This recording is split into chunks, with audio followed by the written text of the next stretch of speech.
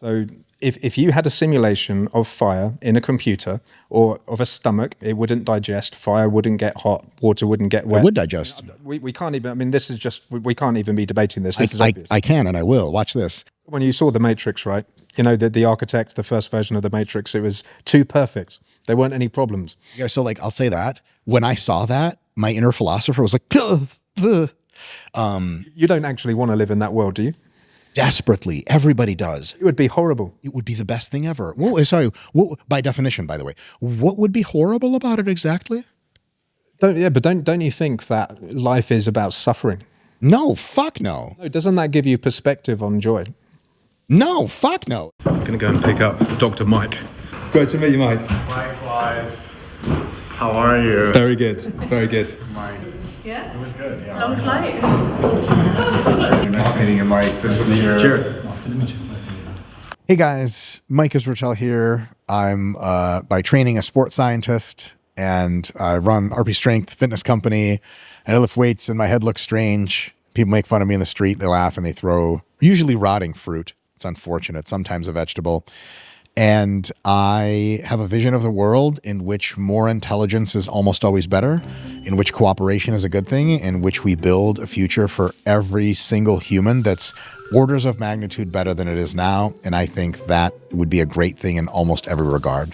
And the 3 reasons that you should be watching this podcast is that if you want to see me completely out of my depth, embarrass the shit out of myself with terms I don't understand as they're rendered out of my mouth, get pushed hard and be corrected on a variety of things, and also have some lively debate and maybe make some future predictions that get us both in trouble, I think those are some great reasons to tune in.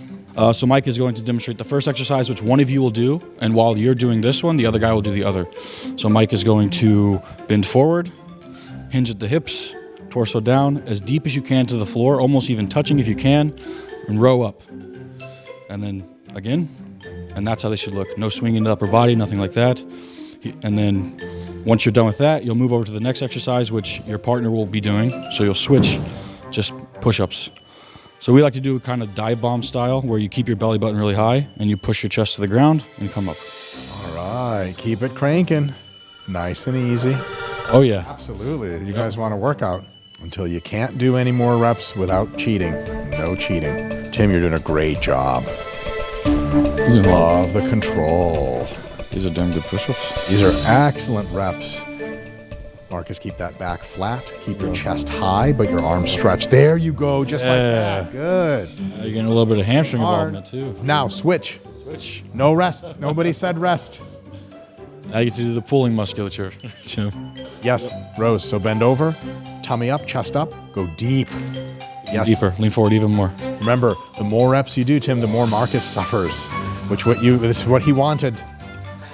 There you go. Good job.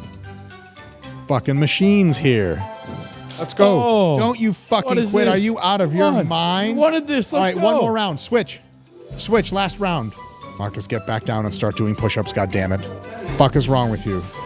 3 more. Let's go 3 more each. 1, super deep. 2, last one. 3. Fuck yes. Beautiful. We did our workout earlier. Am I the least technically qualified guest you guys have ever had? It must be top 5. Like you ask a very distinguished exercise scientist, like, hey, how many reps should I do on curls? And they're like, I just study one pathway of muscle hypertrophy and I know it real well. I just go to my job, do experiments, and I don't lift weights or know much about that. And you're like, oh, fuck, the generalization did not go anywhere. I'll be here defending San Francisco, which is an odd statement to make. I have a very unique take. I think ASI is coming in 26, 27. And AGI is coming in 29, 30, maybe 31. Yeah, you spoke about this with Leron. Why is AGI after ASI? Because artificial general intelligence has either, depending on who you speak to, no good definition at all, or multiple spectra definitions, somewhere between shitty, like the various tests of if you can text something, is it truly intelligent? All the way through, I think, very good. But artificial general intelligence typically some of the better definitions encompass all of the kinds of intelligence and abilities that human beings are able to put out. And honestly, from a vibe perspective, if you say like, we've really cracked AGI, but your machine can't do some kind of cognitive work that a human can, you haven't cracked AGI in any meaningful respect. But because humans have some very interesting abilities that we just don't have the reach for from kind of an integration perspective, for example, smells and tastes. I mean, nanotech's got a bit of a way to go to get a machine to smell and taste in a meaningful way. And so like something about being a chef in being able to cognitively rank and tier tastes and smells and spectra and functionally employ them in real life to make food, that's not going to happen probably in 26, 27, right? But then we look back, so AGI, because it is human inclusive, and that means we have to replicate every kind of human intelligence, or say confidently we have AGI from my perspective, all bullshit dilettante takes, by the way, then, you know, AGI is actually like, pretty tough. Well, will happen, I think, but tough. Now, artificial superintelligence is, can be thought of in many ways. But I think once you have something that on many domains of human ability, not all, is radically more intelligent, it functionally, vibe check-wise, is superintelligence. For example, something that is linguistically, mathematically, scientifically, three-dimensional object rotation, world model depth, recursion ability, is 100 times the power of a human. You can tell me it's not super intelligent because it doesn't know how to smell or taste. It's just never seen the world with its own eyes, even though it's scanned all of YouTube and integrated all of YouTube's visual data into an integrated 3D world model. Can I swear a little bit, or is that not a good? It's a fucking artificial superintelligence then. Whatever, right? And so I think because in many respects, like, so I work with a few AIs, but I love OpenAI's product suite. I pay the infinity amount per month to get the Pro version, the Pro subscription for GPT. And so GPT-5 Pro is in some respects not as smart as me yet, mostly because it can't cross-link distant concepts together in an integrated whole as well, because that's not really what it was designed to do, because that would burn a shitload of tokens for an ROI that for most people is meaningless. But boy, does it do black hole physics better than me and almost everyone, and recently better than every scientist because it's got novel discoveries now. And so you take the abilities of just GPT-5, right? And in the back rooms at OpenAI, they have something that just beats the shit out of GPT-5 and it's currently getting fine-tuned or, you know, post-trained, whatever. That thing's probably 10 times as smart. That's super intelligence. Also, factual knowledge about the world. I mean, like, what percent do you think you know of total data, total real things about the world? How tall are people? What do they look like? Where, you know, what's the capital of France? That stuff compared to just GPT-5. I mean, it's some infinitesimally small fraction. That on knowledge base is already super intelligence. I mean, put GPT-5 against any Jeopardy winner and you get the world's biggest creaming all of a sudden. That sounds like one of my older films, am I right? So, so in many respects, I think in 2026, we are going to see AI systems that 10x or 100x human abilities, or 2x or anything between that. And so once you get to maybe 2/3 of all cognitive abilities, maybe 75%, maybe 80%, demonstrably machines are just like categorically superior by orders of magnitude. That is superintelligence. So superintelligence two ways: on vibes and heuristic, by what I just described, and also on effect. I mean, if you have a smart enough AI and it's crapping out novel hypotheses once an hour, and it takes scientists weeks to grind through them, and it starts getting 60%, 80%, 90% hit rate on like, it understands the cell, and it's giving us novel disease cures every week. That is superintelligence. And so superintelligence has to be measured by two things. One is under the hood, cognitive science, abilities, but the other is like real world effect, because here's another really big thing, super quick. You don't have superintelligence really in true full evidence to convince most skeptics until you have the fruits of its labor. It's like someone tells you they're really rich. You're like, hey, can you buy me a flight to Dubai? They're like, money's tight right now. You're like, I believe you, but I don't. But if Elon Musk, you're like, hey, can you buy me a flight to Dubai? He's like, yes, I just bought you Dubai Airlines. So you're like, the airline. You're like, yeah, I just acquired it. You're like, right, okay, wow, that's a demonstration. And so I think in 2026, I'm very confident, though never certain from scientific perspective, CIA probability scale, extremely likely 97 to 100%, that in sometime in late 2026, we are going to start opening the cornucopia of machine intelligence that people understand that at least parts of machine intelligence are absolutely super intelligent. And because of exponentials, by 27, 28, 29, the shit is going to get completely insane. There is so much to unpack there. And I really like you, Mike, so I don't want to disagree with you on my podcast, but I have to. No, please. I love disagreement. And I think I disagree with almost everything you've just said, so we can take it one at a time. Okay. So first of all, the definition of intelligence, you were talking about knowledge as well. I think that knowledge is non-fungible. In fact, one of the most pervasive critiques of artificial intelligence, going all the way back to the 70s, there was Dreyfus and there was, John Searle. It's this grounding problem. Stephen Harned spoke about this grounding problem. And essentially, the enterprise of intelligence is the accumulation of information which is relevant for adaptivity around an environment. So the product of our knowledge is all of the, it's Wikipedia, it's the hard drive in the sky, it's our culture, it's all of the things that we have acquired. But the problem is there is a gap between syntax and semantics. So if an alien read Wikipedia, they might read the article about Trump or about America or something like that, and that is not the same as the embodied experience of being there. These are just pointers.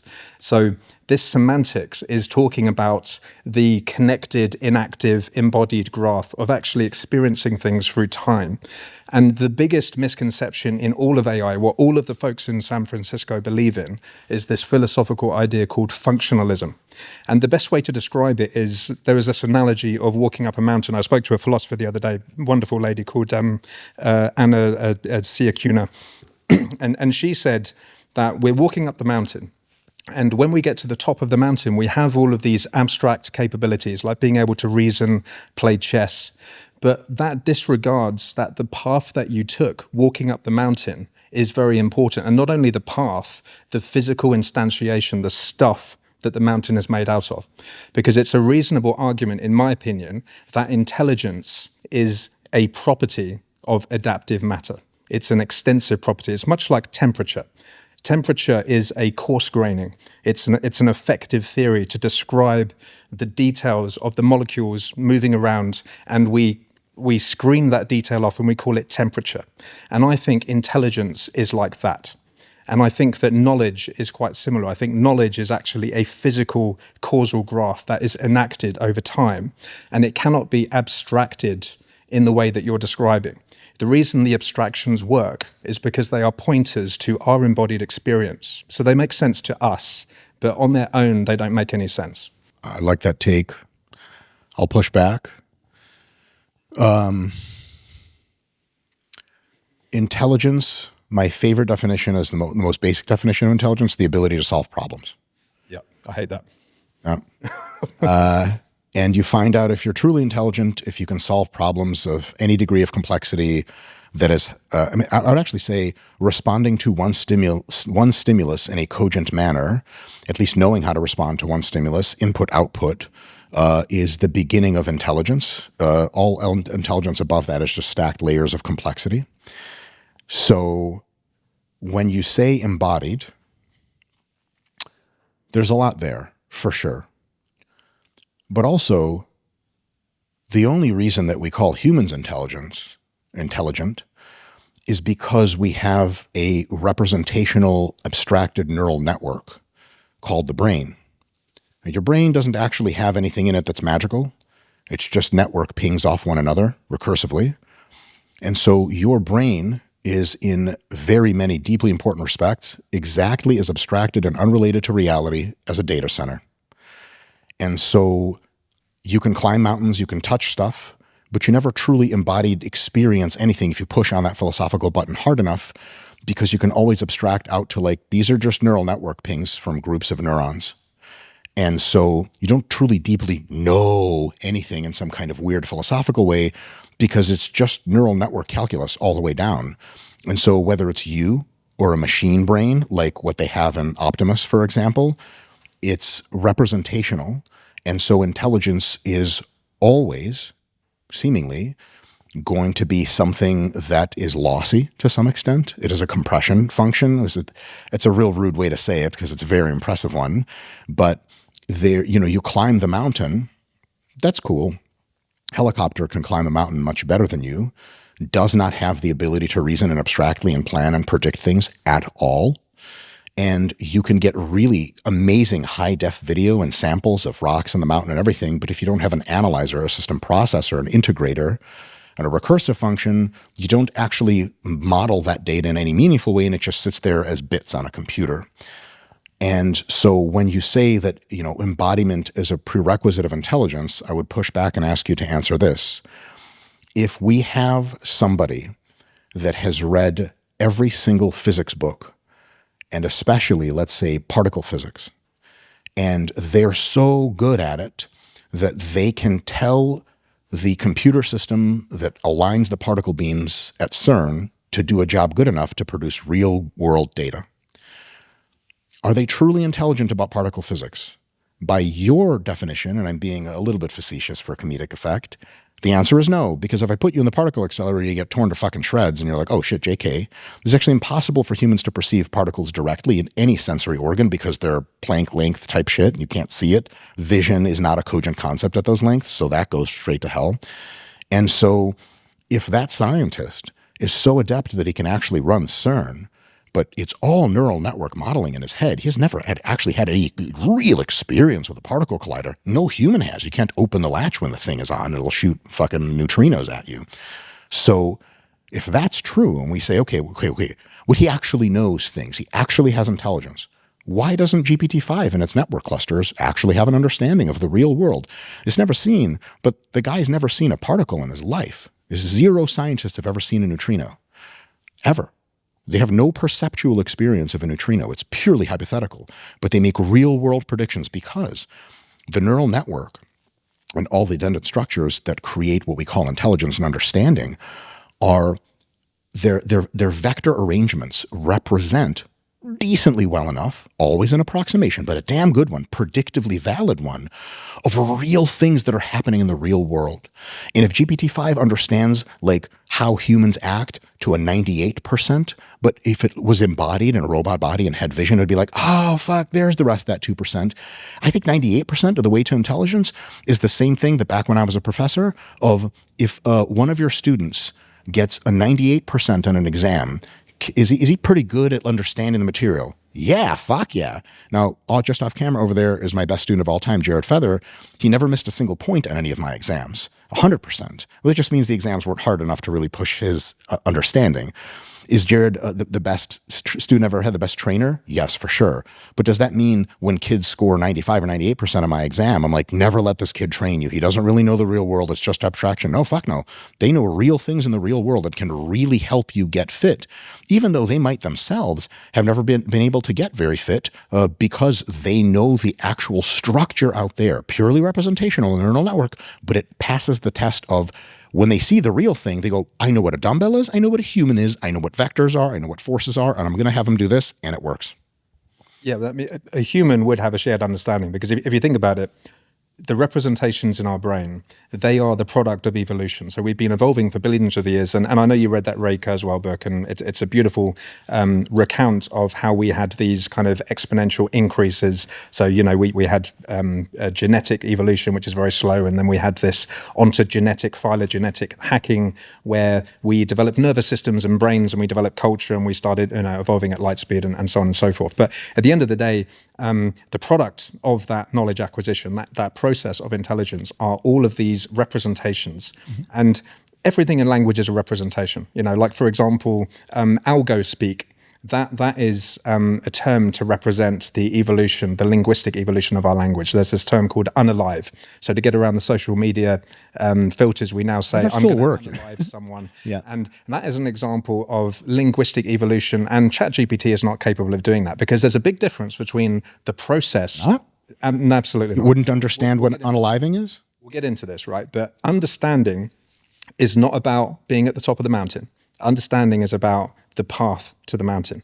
So we understand things because we are physically embodied, right? You were talking about, we can't observe the particles. It doesn't matter. We are in the causal graph of the particles. They affect us even if we're not. They don't. They're inside the collider. You don't. It's a radiation shield. You're made out of particles. That is. Yeah, but you're not made out of neutrinos. They're passing through you. The neutrinos are completely abstracted as far as we're concerned. They actually pass through the Earth the entire time. So, like, there's all kinds of theoretical physics that have nothing to do with you really in a causal graph. They don't affect your behavior. They haven't really meaningfully affected any of your decisions. We'd have to abstract like 18 layers and do quantum mechanics that none of us are. I don't know, you're probably smart enough to get it. I'm not. And so like that shit's really shit in the real world that we're purely abstracting to. But because knowledge is actually representing the real world, it works. I'm not so sure if you could explain what it is exactly you're getting at that we get out of embodied experience, and how libraries and education curricula and schools and reading a bunch of books can possibly give you knowledge if none of that is any kind of experience that is embodied. Like, how does ChatGPT know the vibe of Shinjuku in Tokyo and can accurately render to me what the vibe feels like if it's never been to Tokyo? Same way a travel agent does. But it's real, actual things they know that when you go there, you're like, oh, fuck, it's pretty much correct. How does that work? Well, first of all, we should distinguish, knowledge and understanding. So many people have different definitions of this, like in the cognitive sciences, people talk about, kind of factual knowledge, which is, just states of affairs. There's procedural knowledge, knowing what to do. There's conceptual knowledge, knowing how to think. And roughly speaking, I make the designation that there are, knowing states of affairs, and understanding is this ability to generate new knowledge. So if you have an understanding of the world, which means you know it at an abstract level, you can do this Lego building in your mind and you can kind of create new knowledge. But the symbol grounding problem is something a little bit different, even with the neutrinos, that we use this thing, David Krakauer calls it the principle of materiality, which is that we use the world to think. And many of the abstractions that we've converged on over millions of years of evolution is because we have this shared physical world.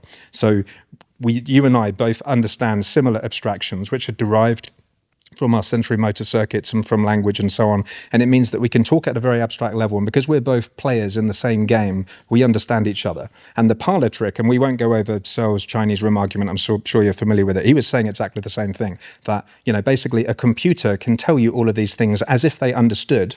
And you understand because you actually have the feeling, you actually know, you even though you've never been to Japan, you've experienced many things that are like people that go to Japan experience. So you have some kind of a shared understanding. There is this intersection in your understanding tree that something like ChatGPT doesn't have. Now, I want to make a distinction as well.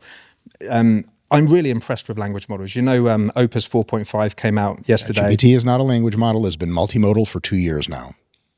It's known as a language model. It's a self-attention tree. Right, but we have to concede the fact that it's an omni model. It's been multimodal for a long time. Yeah, it's multimodal, but it's still a self-attention transformer. It has a couple of tricks. The transformer part is true, but just calling it a large language model, I think, cuts it short of a huge fraction of its capability. I mean, it does visual reasoning. It doesn't make any difference. Okay. Yeah. So it's a self-attention. I mean, on the most recent show we just published, I interviewed the guy who invented transformers, actually. But yeah, we just tokenize different domains. We learn the statistical distribution. We do this next token prediction, within a fixed context window. So it's distributional matching. But then there's some other stuff on the top. There's the RLHF, and there's also this, reinforcement learning with verifiable rewards for verifiable domains. And this is why they're doing really, really well on reasoning tasks when you have a verifier. So the ARC challenge is a great example of this. I'm a big fan of that. Francois Cholet is a friend of mine, and he designed this challenge to show abstract generalization. So you only have a few examples to learn from. And LLMs, he predicted, would be terrible at this. And unfortunately for him, the LLMs are now getting incredibly good at it. And that's because, in my opinion, the LLMs don't really understand in this grounded way that we're talking about. But in abstract domains, you can fully describe an abstract domain like a 2D grid, problem. You don't need to have any grounded knowledge. You can completely understand it. What do you mean by grounded knowledge? What is grounded? This is grounded knowledge, right? You're touching a chair. Touching a chair. Well, so that's not knowledge. That's neuronal perception arcing up into your brain and back down. And so what are you learning about the chair when you're touching it like that? This is the other issue that I have with your perspective, that you have, I would call it a corticocentric view of cognition. Absolutely. Yeah, exactly. So this is another one of those leaky abstractions I was talking about. By the way, there's a great book called The Brain Abstracted by Marvitsta Chirimuta. I interviewed her recently, and she said that one of the most pervasive myths in neuroscience is that we use these leaky abstractions and idealizations to talk about cognition. And usually it's using the most recent technology at the time. So, a few hundred years ago, we were describing the brain in terms of pulleys and levers, yes. That's right, and then it was as a prediction machine, as a computer, and all this kind of stuff. Yeah. Like at the end of the day, this is an example of like these are grounded things that we understand. They're really good models because we can both talk about computers. We both know what computers are, but the brain doesn't work like that in any sense.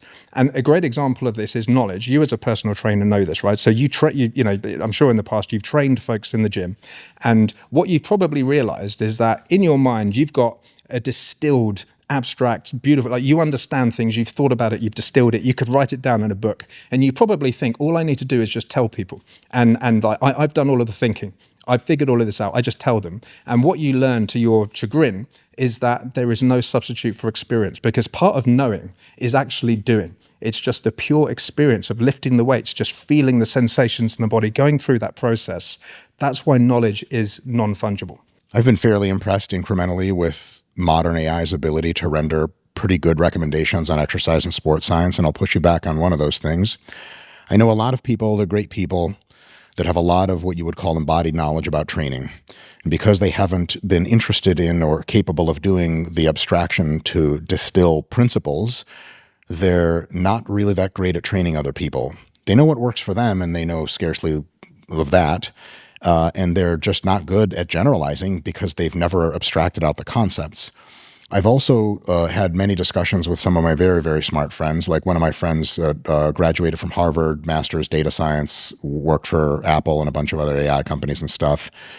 And his ability to pick up how to do an exercise incredibly well just off principle discussions and then trying it like twice, he's instantly like one of the best trainers I know in the area. One shot. Why? Because Jared and I can distill to you like 5 principles of how to do an exercise well, which are geometrically not complex, heuristically very cogent, and you will instantly be good at teaching people how to exercise without ever doing the exercise. Is some nuance missing? Absolutely. There's some stuff, and we can abstract how it works, that you have to do to actually like, oh, I see, moving the hips back like this. But if someone was able to describe that to a computer in vectors of how hips should move back in a squat versus just down, especially if, so I'll tell you this, if I was able to train a model, and I'm not currently doing this and had no plans to do so, of giving it 1,000 samples of a squat done right, 1,000 samples of a squat done wrong, and about 10 rules of how to squat, it would instantly be 99 percentile of teaching people how to squat with 0 grounded experience. And I would also say what we consider grounded experience is mostly visual data stream. Like, yeah, touching stuff is cool and it gives you something. Like, I'm not letting a computer have sex with me until it's had sex with test animals in the lab. That came out all wrong. But a lot of our data is visual, huge fraction of it. I suspect that if you let a neural network train on all of YouTube, which I understand I think isn't happening because there's like copyright bullshit, which drives me insane. You just like have like an algo just eat all of YouTube, which is a preposterous amount of data. It would know more about how the world looks in real life than any extant human, period. Because there's more visual data on YouTube than I have collected with my own eyes by, I don't know, 10, 12, 50 orders of magnitude, something like that. And so 0 embodiment. We did the embodying for it by putting up camcorders into people's faces while they throw up from drinking challenges and then downhill skiing and then the pictures of microbes. If you really train a visual model, and even better, a 3D relational model, on YouTube alone, you will get a more grounded understanding than your eyeballs, which by the way are also just cameras, can ever reference to your brain, which is also a computer, period. The brain is a computer. Is it a different type of computer than a CPU? Yes. Is it a different type than a GPU? Yes, but closer. Are we going to replicate exactly how the brain works computationally? Yeah, I'm sure at some point. I don't suspect we'll need to do that because there's no good reason to believe that brains are like super good at thinking. They're just evolution's best crack at it. You know, like A tank isn't a walker. Are you a Star Wars fan? No. Do you know Star Wars? Do you know what an AT-AT or AT-ST is? Okay, you know those dog-looking big walker things that shoot lasers out of their faces? Like, what's better, that or a modern battle tank? Well, modern battle tank by a long shot. Why? A battle tank sits like 8 feet off the ground. It can hide in trees and it can shoot like 2 miles out. An AT-AT walker stands above the tree line and you just shoot one leg and it falls. Like, why the fuck would you do that? Well, it's a pretty decent attempt to replicate animal locomotion, but the assumption that animal locomotion is like the best way to do it is not. So just the same way as like a rocket or a supersonic aircraft is like categorically better at flying than a bird is in almost every respect, AI and machine intelligence is going to surpass human intelligence in real deep understanding of the real world just by bypassing our architecture and then later being so smart that it can come around, scan the human brain, be like, oh, that's how they were doing it. Oh, that's kind of cool. I don't think there's a huge ROI of what it's going to get out of that because it's going to be way ahead. But basically, suffice it to say, I think that what we assume we're getting from sensory experience is like just a few, I don't know, gigs or some number of bytes of data. Like I've seen a lot of shit in my time, but if it's all also, by the way, wildly abstracted. Like if you ever think about memories you've had from childhood, and you try to really parse, like, how did this dresser look? What was my mom wearing? You realize 2 things. One, you have precious little actual visual data. It's like a 10-second long video, maybe at any kind of fidelity, and the fidelity sucks. And 2 is you're actually hallucinating a lot of that. Like you're just pretending in details. If you let an AI train and eat all of YouTube at 4K and really like develop the model from that, it would see and understand the visual 3-dimensional space around it and the world at a level of embodiment that shits on all of us instantly. That is my conjecture. I understand your perspective. I mean, first of all, you were talking about, doing personal training. There are folks like yourself, and I count myself like this as well. I even when I'm doing editing and post-production, I really like to build theories about things. I think very deeply about things. I come up with abstractions, and I think they're very fruitful for me, and they're not for other people. And this is the beauty of our collective intelligence, because some people just feel in the moment. I mean, for example, when I see my personal trainer, she's called Lyra. Shout out, she's probably not watching this, but shout out anyway. Lyra, I swear to God, I've been training at eating well. You just haven't heard from me in a little bit. I've been really busy. Not being eating, honestly. Yeah, we'll talk about that later. I was trying to help. We'll talk about that later. But like for example, I'll train with her, and ironically, what I get out of that has got almost nothing to do with the personal training. She's an incredible woman, really, really amazing woman. Sometimes she taps me on the shoulder, we laugh and we joke together, and it just enriches my life in so many ways that are not captured by these abstractions. So all of us have different abstractions, but then you're also talking about this kind of monolithic view of AI that understands everything. That's not the way that our evolution works. Evolution is all about this path dependence that I was talking about, and we have many agents, and we all take our own paths, which means when we do creativity, we continue the epistemic lineage that we are on. And this is this unfurling process. What is not the case is that there's this kind of grey goo where all of the knowledge is convolved together and like creative steps could happen from any part. I think any future superintelligence that we do create will resemble our intelligence. It will be very kind of diverse and collective. I think at first that's the case. Then when superintelligence is smart and capable enough through a few different ways to re-architect itself, it's going to leave behind our abilities quite quickly. And it's also going to leave behind most of the very narrow conceptions that we have about intelligence. I think Andrei Karpathy, if I'm saying that correctly, you read enough things on Twitter and you're just, I don't know how to say that person's real name, said recently that something that kind of attends to your view a little bit is like, we humans, I'm very much paraphrasing Andre, I'm sorry if you ever see this, it was an X post, as far as those go. Humans, we all sometimes think that like we are somehow the seat of intelligence and that our cognitive domain is like what intelligence really is. But we're learning with AI, according to him, that like we have a niche in intelligence that's like, to your point, path dependent, evolutionary derived. I was going to say highly functional, but functional enough to get us here and build all this cool stuff and build cameras and stuff, but only occupies a very small fraction of the entire universe of possibilities, the whole vector space of intelligence. And most of that vector space we actually don't know. And so one of my things, and I'm not saying you're saying this at all, by the way, it's always curious to me when people say, I don't think, because this used to be a majority view in even AI research 20 years ago, is that machines will never be more intelligent than humans. And like the gall to think that fucking primates who mostly scratch their testicles and sometimes do theoretical physics have some kind of like global optimum and inclusivity on all of intelligence is fucking preposterous. And I think when artificial superintelligence with agency truly kicks off, I think it'll be a miracle when it does. It's going to recursively re-architect itself and start expanding into all of the domains of intelligence we don't know anything about. And then we will see really what intelligence is. And just to use that really quick, just by analogy, like if wolves could talk and even abstract, which they can't, but let's give them two magical abilities, they would pick like the smartest wolf in their wolf pack and be like, Bob the wolf, he's the fucking man. He fucking knows, right? He knows when the bears are around. He knows when they're not. And then he'd be like, okay, well, here's like, I don't know, Stephen Hawking. He'd be like, so he's your Bob. Like, yeah, in a sense. Like, okay. So like he really kind of knows where the bears are. But like he does a lot cooler shit than that. And then you try to explain to the wolves what that is. And there's just no idea how to contextualize that whatsoever. I think that's the flavor, to use a very technical term. Though I did just learn that in AI training, taste is a technical term. And I was like, what the fuck? And it was explained to me. And I was like, I'm not smart enough to understand that by a long shot. But the flavor of artificial superintelligence is verticality of ability, like doing math at this level, that level, and then expansion across domains to domains we understand and like orders of magnitude more domains we haven't even conceived of. Yes. And maybe we'll come back to Andre Karpathy. He tweeted the other day about AI slop. And I saw that tweet. Yeah, I gave him a definition in the response. He was asking for a definition, like what is a good definition of AI slop? Yeah, do you want a good one? Can I read my definition off X? Can I pull out my phone, or is that unbecoming on a podcast? I'll never find it. I take that back. No, I have dog shit memory and shitty intelligence on top of that. My definition was something like, I'm going to do a shit job at it.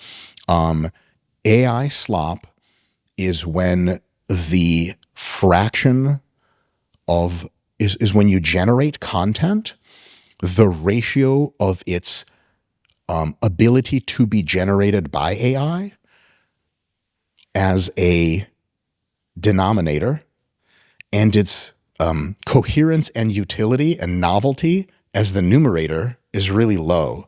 You've got very good intuitions, actually. Yeah. So the Will Smith eating pasta, slop is observer relative in the sense that the more sophisticated you are as an observer, the more likely you are to detect slop. So anyone looking at that first Will Smith one, they would tell that it's incoherent. And basically, my definition of slop is that it is what happens when a process creates an artifact without understanding, right? So a sophisticated observer will spot the glitches. And that's why it's possible to post slop on LinkedIn and Instagram. And most people are not domain experts. People post on LinkedIn? I'm not even so sure LinkedIn's a real website anymore. I'm kidding. LinkedIn is 99% slop. But we should delete LinkedIn, but let's not go there. But so to a naive observer, it's very difficult to observe slop. To an expert, it's very easy. And there's also the interesting case that you might see slop the first time and you might not realize, because another way of describing slop is it's a shallow mimicking of something else. So for example, you get human slop. I could copy one of your meme posts and someone else could see it and not see that I've copied it from you. And the first time it looks good, but I can't make any variations on it because I didn't understand it. So when I break the rules, then people will know it's slop if they understand the domain. You see where I'm going with this? It's interesting that you intuitively understand this, but you reject that AI doesn't understand, because the reason it produces slop is that AI only understands 3 levels deep, which means it can't make any creative variations. And you also, this is wonderful that you raised this, developing, producing 3D models with AI. So graphic artists, they do use these new models for generating these point clouds, for making these models. And what they do is you take them into Blender or some 3D program, and it's a fucking mess. Right? You just get all of these vertices everywhere and they're all over the place. And it like clearly the process that produced them did not understand anything about the model that they generated. And what the artist has to do, and this is a great analogy for all of AI, all of creative AI, is they recreate it. They use it as inspiration and then they create a new one where they carefully place the vertices and they structure it nicely and then they publish that. It doesn't matter whether you're doing image generation or writing. That's always the process you have to do, because the AI models don't understand anything. They just mimic something, which is slop. When humans are asked to generate real quality content after, let's say, a substantial education, understanding to me is not a 0-1 function, it's a spectrum. Depth and scope of understanding is a real thing. And AI, in some cases, has very low depth, low scope understanding. And so we can take it beyond that scope, ask more of it than it can do, and then we'd label it as slop because it understands something insufficiently well. The thing is, what is required for understanding, which is a sufficiently detailed world model, an ability to have short and long-term memory in your operations and manipulations of that world model, and the system of logical operators to parse that world model, dive in, dive out, move laterally, move up and down the hierarchies by analogy, side to side, recursively.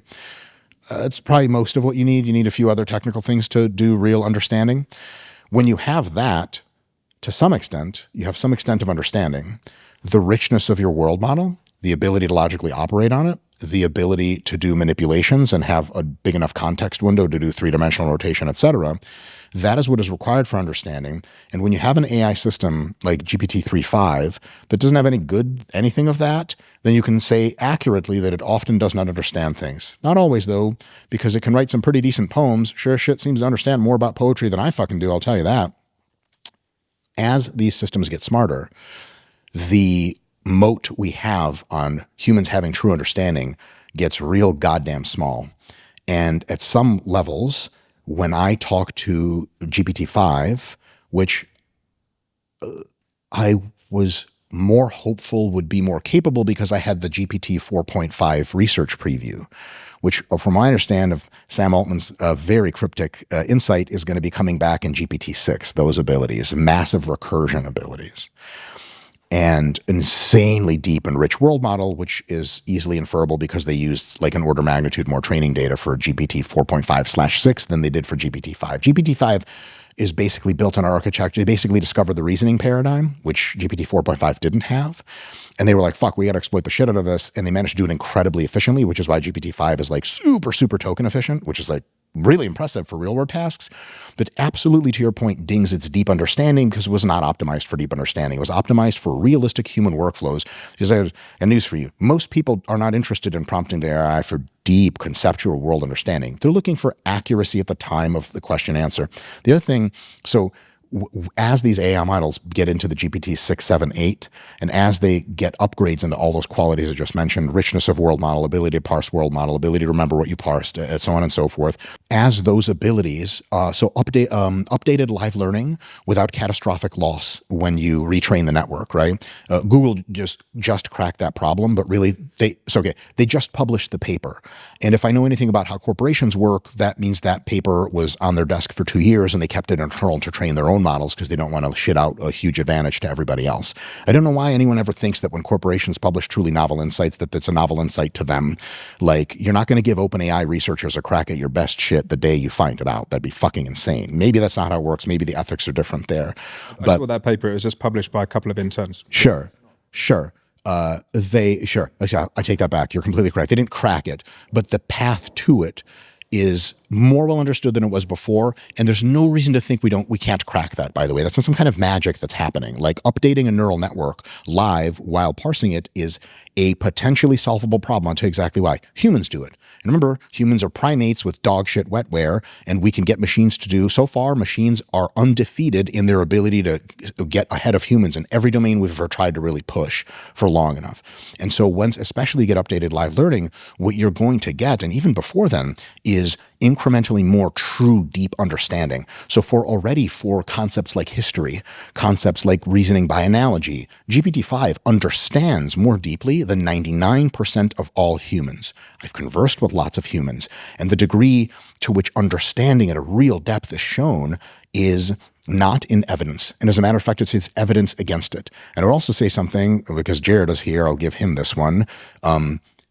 When you are talking to some people that you think know things, this is facetious, it's going to get clipped out of context. I'm being a cunt for comedy, but there's some tiny grain of truth here. When you talk to people that think really understand a relational map of a concept, because they're embodied and because they've been in the space, and then you start really pressing on the fine points. What about this? What about this? What about that? You get your analogy of the blender graph, where it's like, oh, you're vibing all of this and you know about 3 things about it and the rest you're vibing live. Humans do that. So what I would say to push back is the assumption that humans have this deep understanding is itself often not in evidence, and often the evidence is against it. And so when AI vibes its way to understanding, I would say that humans do that too. Like, for example, hallucination.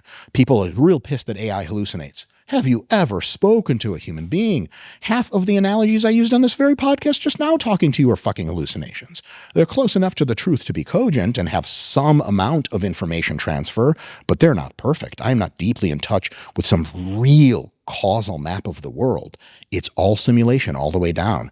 And so that idea that we need grounded understanding or whatever that is, I'm highly skeptical of. I think there's something there, but the more capable AI gets in the way that humans are able to really, really live update their knowledge, the more capable AI gets in doing that, the less of a moat we have. And then at some point, like, now it fucking understands, bro. So a few things you said there. First of all, GPT 4.5, that was a vanilla dense model. The reason why GPT 5 is faster is it's a mixture of experts. So it's roughly the same size model, but now you only have a fraction, let's say 10% of the parameters in play during inference. And also it wasn't a reasoning model. So, it was just a vanilla model. And that's why it was so slow. But I don't want to come across like I'm really skeptical. We are a massive AI podcast, right? I love technology and I'm really interested in AI. I mean, part of the reason for this skepticism is I'm very worried about doomerism, and we'll come back to that in a minute. But I think that there are principled reasons why we don't need to worry about superintelligence and recursive self-improvement. But I do think that intelligence is something that we can create in a computer. But, we need to distinguish intelligence as a property of adaptive matter, which is something that happens as part of the process of evolution in the real world, from the types of algorithms in computers that we might say are intelligent. AI is operating in the real world, and I can prove it with one step. Unplug the reactor from the data center. No more AI. AI is absolutely in the real world. Its data stream was fed to it by layers of abstraction, in the same way, much the same way that your data stream arrives to you as representations 8 neural networks deep from your optical nerve going all the way back. And by the time it hits the back of your occipital lobes, you're not seeing the fucking world. None of us see the world. It's abstraction all the way down. You can't process the photon density at your eyes. Full stop. So arguably, AI actually gets way more coherent data than we do. And so when it's thinking in its data center, it not only is truly embodied in the sense, like, as much as your brain is, it just doesn't have effector arms. But like getting a data center effector arms is like it's a nominal problem, right? As a matter of fact, it does have one because I have a Tesla, of which I'm very proud. Yes. Someone's like, oh, hello, can I talk to you? But, oh my God, no, the unwashed masses. I have a Tesla. Tesla, like Elon says it.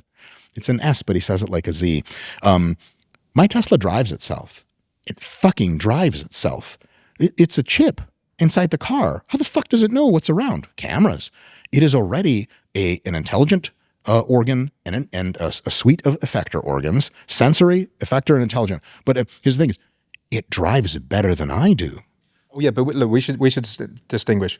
There's this famous effect called the McCorduck effect after Pamela McCorduck. And basically it's that when technology does something that we thought was impossible, there's a chorus of people that say, oh, that's not really intelligent, it just becomes part of the standard thing. Maybe it just wasn't that hard of a thing to do in the first place. But I think in the case of machine learning, we really need to give credit where it's due here, that nobody knew that these superficial statistical regularities have an insane amount of generalization. So it's possible to learn the statistical distribution of driving type data, and your Tesla can drive, and arguably in some ways, assuming that there's no robustness issues, better than you do.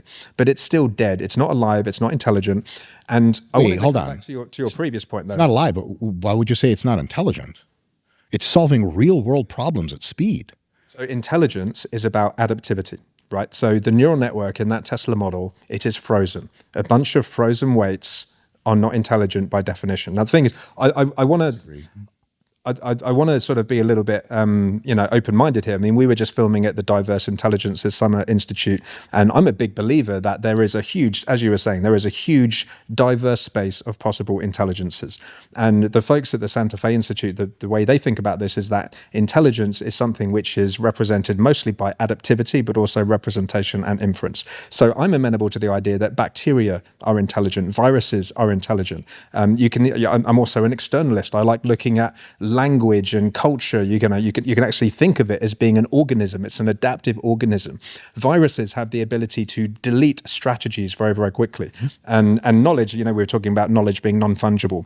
Knowledge decays very, very quickly, and that's actually a good thing because it's the way that we can adapt our strategies, because things that don't work die off. So we're very adaptable. So then the question is, I don't believe, for the functionalist reason I gave you before, I'm basically an anti-functionalist, I don't believe that you could upload your mind into a computer, even if you did a particle by particle simulation. I don't think that would be intelligent, but that does not imply that I don't think we could build an artificial life simulation which was intelligent. So I interviewed this guy called Blaze from Google a few weeks ago, and he basically built this adaptive Turing machine where you have all of these different tapes and they could merge parts of the Turing machine tape with each other. And he noticed that after several generations, 100,000 generations, that they started preserving themselves. You've got this self-preservation behavior.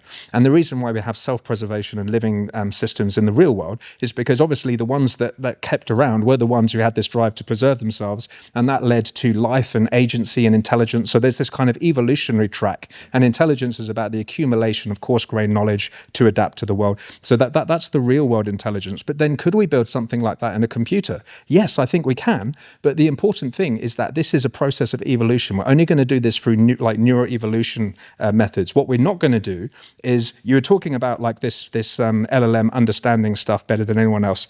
That's bullshit, right? It's like a database. If you put a model into a database, right? So you sort of defined all of the tables and you gave them names that represented the domain. Would you say that the database understood the domain? Of course you wouldn't. Would I say that the database understood the domain? I think what you and I are going to crack into, which we probably couldn't discuss on a podcast, we'd have to sit down and draw things out together, is a mutually agreed upon complete definition of what understanding means. Because I'm going to say understanding is a spectrum. You're going to say it has a few critical things that must be there. I probably am inclined to agree with you, but I don't know how much traction we're going to get on that until we have a real vibe session with each other. What I will say, to your point, is updated live learning is an unbelievably useful feature, and to get human level intelligence is non-starter, has to happen. But you can be artificially intelligent without exhibiting all human traits and qualities. And so we already have artificial superintelligence in many regards. For example, a computer that can just answer Jeopardy questions is a domain-specific artificial superintelligence. If you look at it like that, the Tesla self-driving software actually does update live within a tiny context window of that truck is right there, and now it's here, now it's here. I need to go around that truck, because it has a world model that knows roughly what a truck is and knows that somebody can come out that side and they need to go around it. And so after it leaves the truck behind, it doesn't know shit. So for example, my Tesla will have it on hurry mode a lot, because then you can just dial up how fast it's going. And always it's trying to get into some fucking lane to get you another 2 seconds, which is the mode I turned on, so I'm not upset at it. But a lot of times it doesn't even look super far ahead, even though the camera system can do that. It's also a non-reasoning model. So it's going to go into this lane. And I'm like, the fucking lane ends in a mile. It should know that, but it doesn't know that. And then it just rediscovers every drive that I have that shit is coming up. Now, the thing is, visual reasoning models are already a thing. They're starting to be a thing. And when we get those visual reasoning models with big context windows and somewhat lossy but decent long-term memory, now we're getting real fucking close to what you would call understanding. And then we're one algorithm away, updated live learning, from what you, I think, would catalog outside of the embodiment problem, real close to understanding. And the one thing you said that really strikes out at me is if you point by point represent every, I would say brain function, is do neurons reason at a subcellular level? Unclear. It's a particle. Yeah, particle by particle. But so it would have to be particles and also like the way they interact, right? If you had that in the cloud, like full 3D scan and then run the system, I would say you have 100% of the intelligence in the cloud. And you can prove this by simply beaming that data into a robot. You wake up in a robot, now you're embodied, and you're like, oh, hell yeah, let's masturbate. That would be my first thing to do as a robot. Can you imagine discovering you don't have anyway? Well, but I think that's just completely untrue. I mean, I don't want to go too much into this, but, a simulation of water doesn't get you wet. A simulation of fire, doesn't get hot. Simulation of water would absolutely get you wet. No, it absolutely wouldn't. But like everything about wetness is included in the simulation. Otherwise, it's just not a sufficiently deep simulation. So if you had a simulation of fire in a computer or of a stomach, it wouldn't digest, fire wouldn't get hot, water wouldn't get wet. It would digest. We can't even, I mean, this is just, we can't even be debating this. This is obvious. I can and I will. Watch this. If you have a simulation of a stomach, particle by particle, and you get a simulation of food particle through the stomach, it will digest said simulation. That's real digestion, particle by particle, high fidelity. Okay, so we were talking about temperature earlier, which is like an intensive property of adaptive matter. It is a thing when certain particles in the real world, I'm talking about the stuff that it's made of, when they interact with each other in a certain way, you get this emergent property, this kind of coarse graining, and we call it temperature. Intelligence is like that. Consciousness is like that. This is what John Searle was arguing in his Chinese room argument. He basically said that the brain is a certain type of physical instantiation which gives rise, so if you look at its causal graph, the causal graph has these strongly emergent coarse-grained properties that we call consciousness. Wetness is like that. Heat is like that. You can't seriously tell me that if you simulate fire using a computer program that the computer would get hot or that you would get hot. It just doesn't work like that. The computer wouldn't get hot because the computer's out of the simulation. That's what I'm saying. Right. But if you burn to death in your own house and I live a house away, I don't get hot either. I'm right next door, but I'm sufficiently far enough from where the heat is happening that it doesn't affect me at all. But it really did happen to you. And so essentially a simulation is kind of like it's a pocket universe, right? And so things can happen in it that in it, absolutely the things in it are getting hot and wet. Jesus, what kind of podcast is this? Am I right? And so like what you're doing, I think, is transferring into and out of simulation. So for example, right now, let's say our universe is either a simulation or it's not. It doesn't much matter. And things are burning in it, right? And an alien has our universe like, Men in Black style in like a fucking marble, right? There's there's black holes and shit in there. There's stars that are burning at millions of degrees Kelvin, but he's got it completely enveloped in like an Einsteinian matter arc. And the alien doesn't feel the heat, but he's not in there. If he got in there somehow, he sure as fuck would. So if you had brain fully rendered, right, and it was really you in that sim, and someone was torturing you, you would feel real fucking pain, the realest pain you've ever felt, because we know pain is a psychogenic phenomenon. If I cut your leg off, but you have zero nerves left over, you wouldn't even feel it. You wouldn't even know it. And so pain isn't because your leg got cut off. It is because your brain has rendered a certain computational property representationally to say bad things are happening to you and you are going to feel them. If the simulation is sufficiently detailed enough, it will do sufficiently to the extent that it is detailed, it will do and behave exactly like the actual physical system, down to wetness itself. So if you upload me into the cloud, or if you have let's use another one real quick.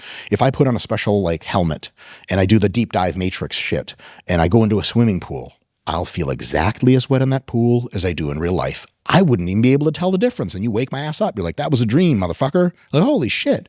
And when you dream, you feel wetness, you feel fear, you can feel pain in dreams, but then you wake up. You weren't really feeling any of those things. You weren't embodied. You were the opposite of embodied. You were in there, but it still feels real because the only thing required for feeling real shit is your brain having its operations. It's already abstracted. It's abstractions all the way down the line. As soon as you deal with human brains, it's all abstractions in there. You don't actually, there's no real world to feel for you, because the feeling is done by another mini data center that is your brain. Okay, well, this is the crux of functionalism, basically. So, I mean, certainly when I dream, I feel pain, but I'm sorry. But you appreciate the you appreciate the argument is that intelligence is a physical. You know, you probably heard of like the zombie. You know, the philosophical zombie, and it's this idea that we Disagree, writ large. Yeah, No such thing. well, no, I mean, I think you would possibly agree with it, actually. So basically, it's saying that you could simulate, you know, the function, the dynamics, and the behavior of Dr. Mike, and this simulation could potentially just be exactly like you, but, you know, not have any conscious experience, right? Because the whole crux of this is that, I mean, conscious is an interesting one because you could argue it's epiphenomenal, which means it's just a thing up here that doesn't do anything. But with intelligence, we feel that intelligence is actually part of the chain. It's part of the mechanism, just like temperature and wetness is. So, you know, the crux of this argument is that people who argue against functionalism think that these properties are, you know, part of the stuff, of the physical stuff in the real world. But I want to make it clear that that does not imply that we could not create another type of intelligence in a computer.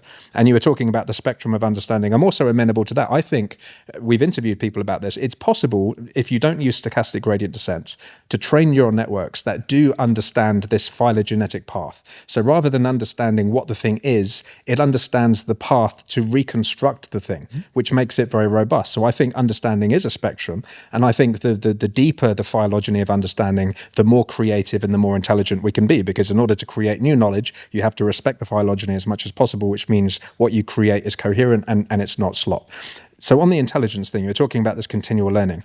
This is also part of what I was just saying. So you could argue right now, these systems are not intelligent. And the reason for that is intelligence is about doing more with less.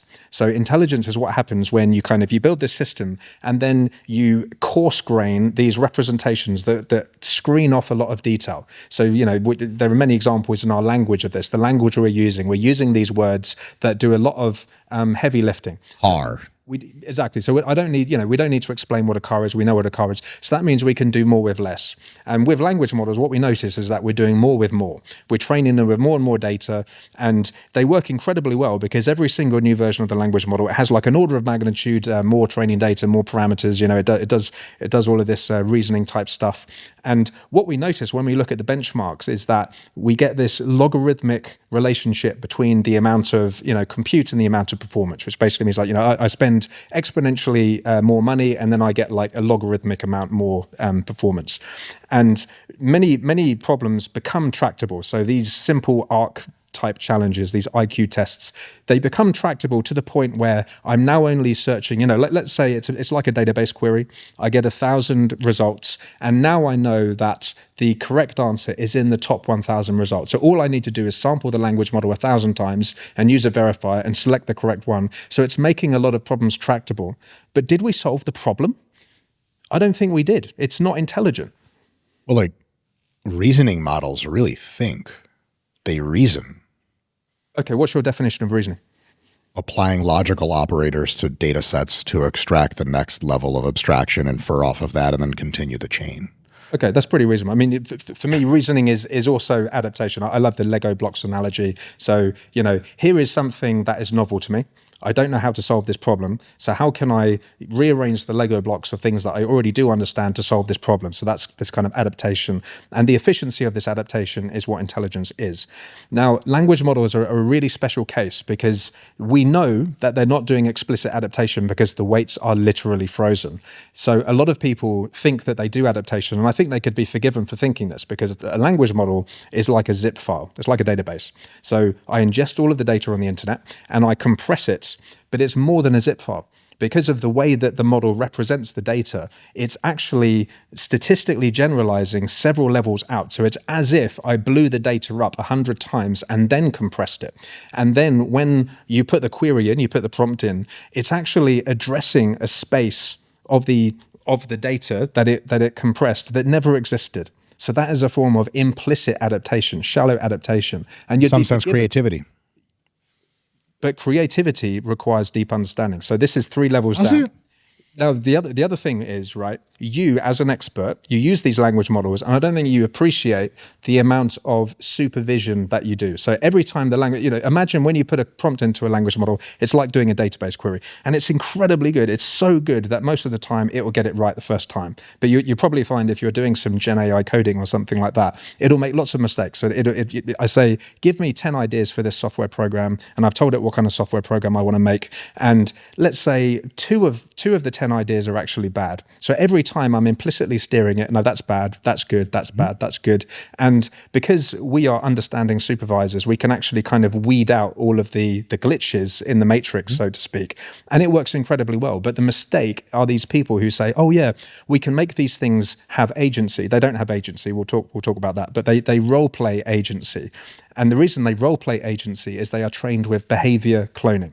They're not trained in the evolutionary way that we are, right? We actually make decisions. We say we could do this thing or we could do this thing, and we understand the counterfactual of why we didn't do another thing. We weren't just behavior. I don't know. Most people don't understand shit about counterfactuals, me included. You just vibe your way to shit.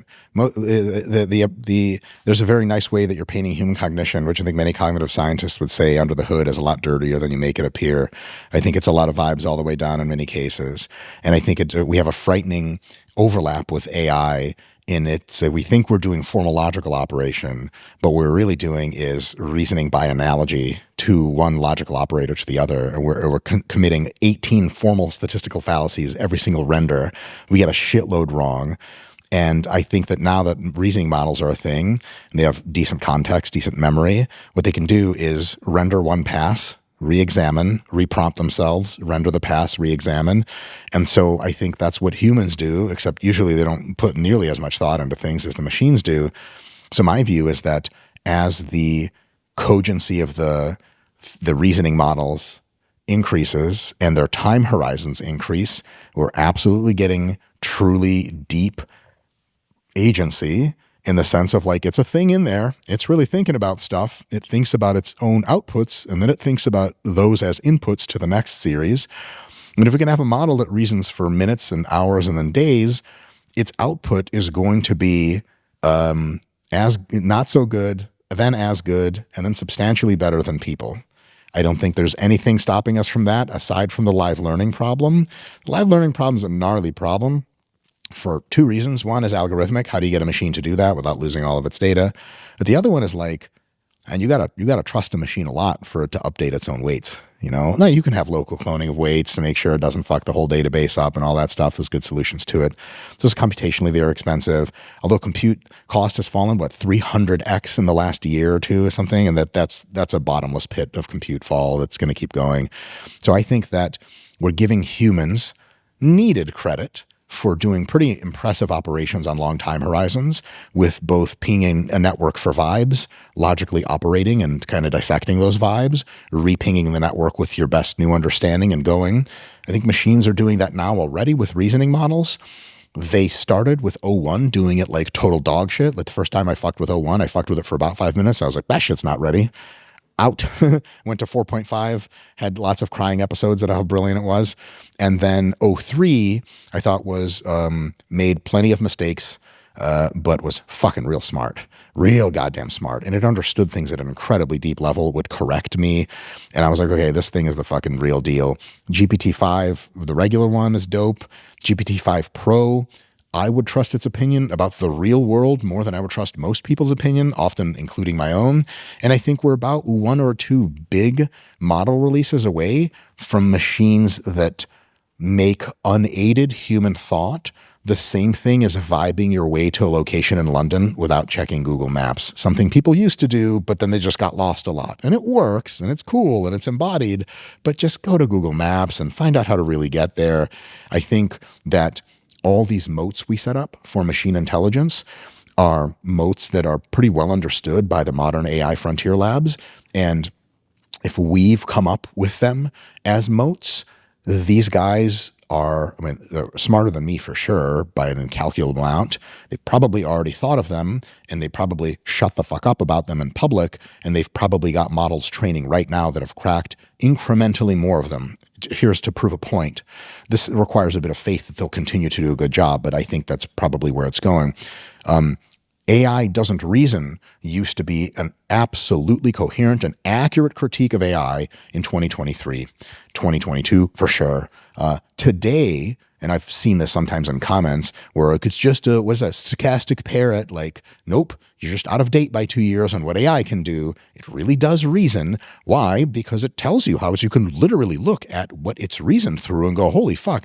And the way it reasons, that level of precision and the level of documentation is way better than what I do reasoning wise. Most of the time I just look at stuff and I'm like, okay, that's the right answer. There's some reasoning in there, but a lot more neural network pinging than I would like to admit in public. This isn't public, right? It's not going to go out on YouTube. Well, oh, fuck. Yeah, well.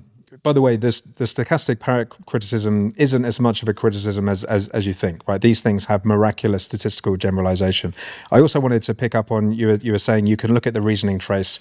That doesn't really tell you anything. There have been lots of studies that show that what it tells you, it's the same in humans, by the way. You know, there are studies in psychology that people do this post hoc confabulation. Absolutely. The reason for that is the circuits which do the explanation are actually different in the neural network from the circuits which did the thing. So you can't read. And they probably should be, because the circuits that do the thing are not optimized for explaining, they're optimized for doing.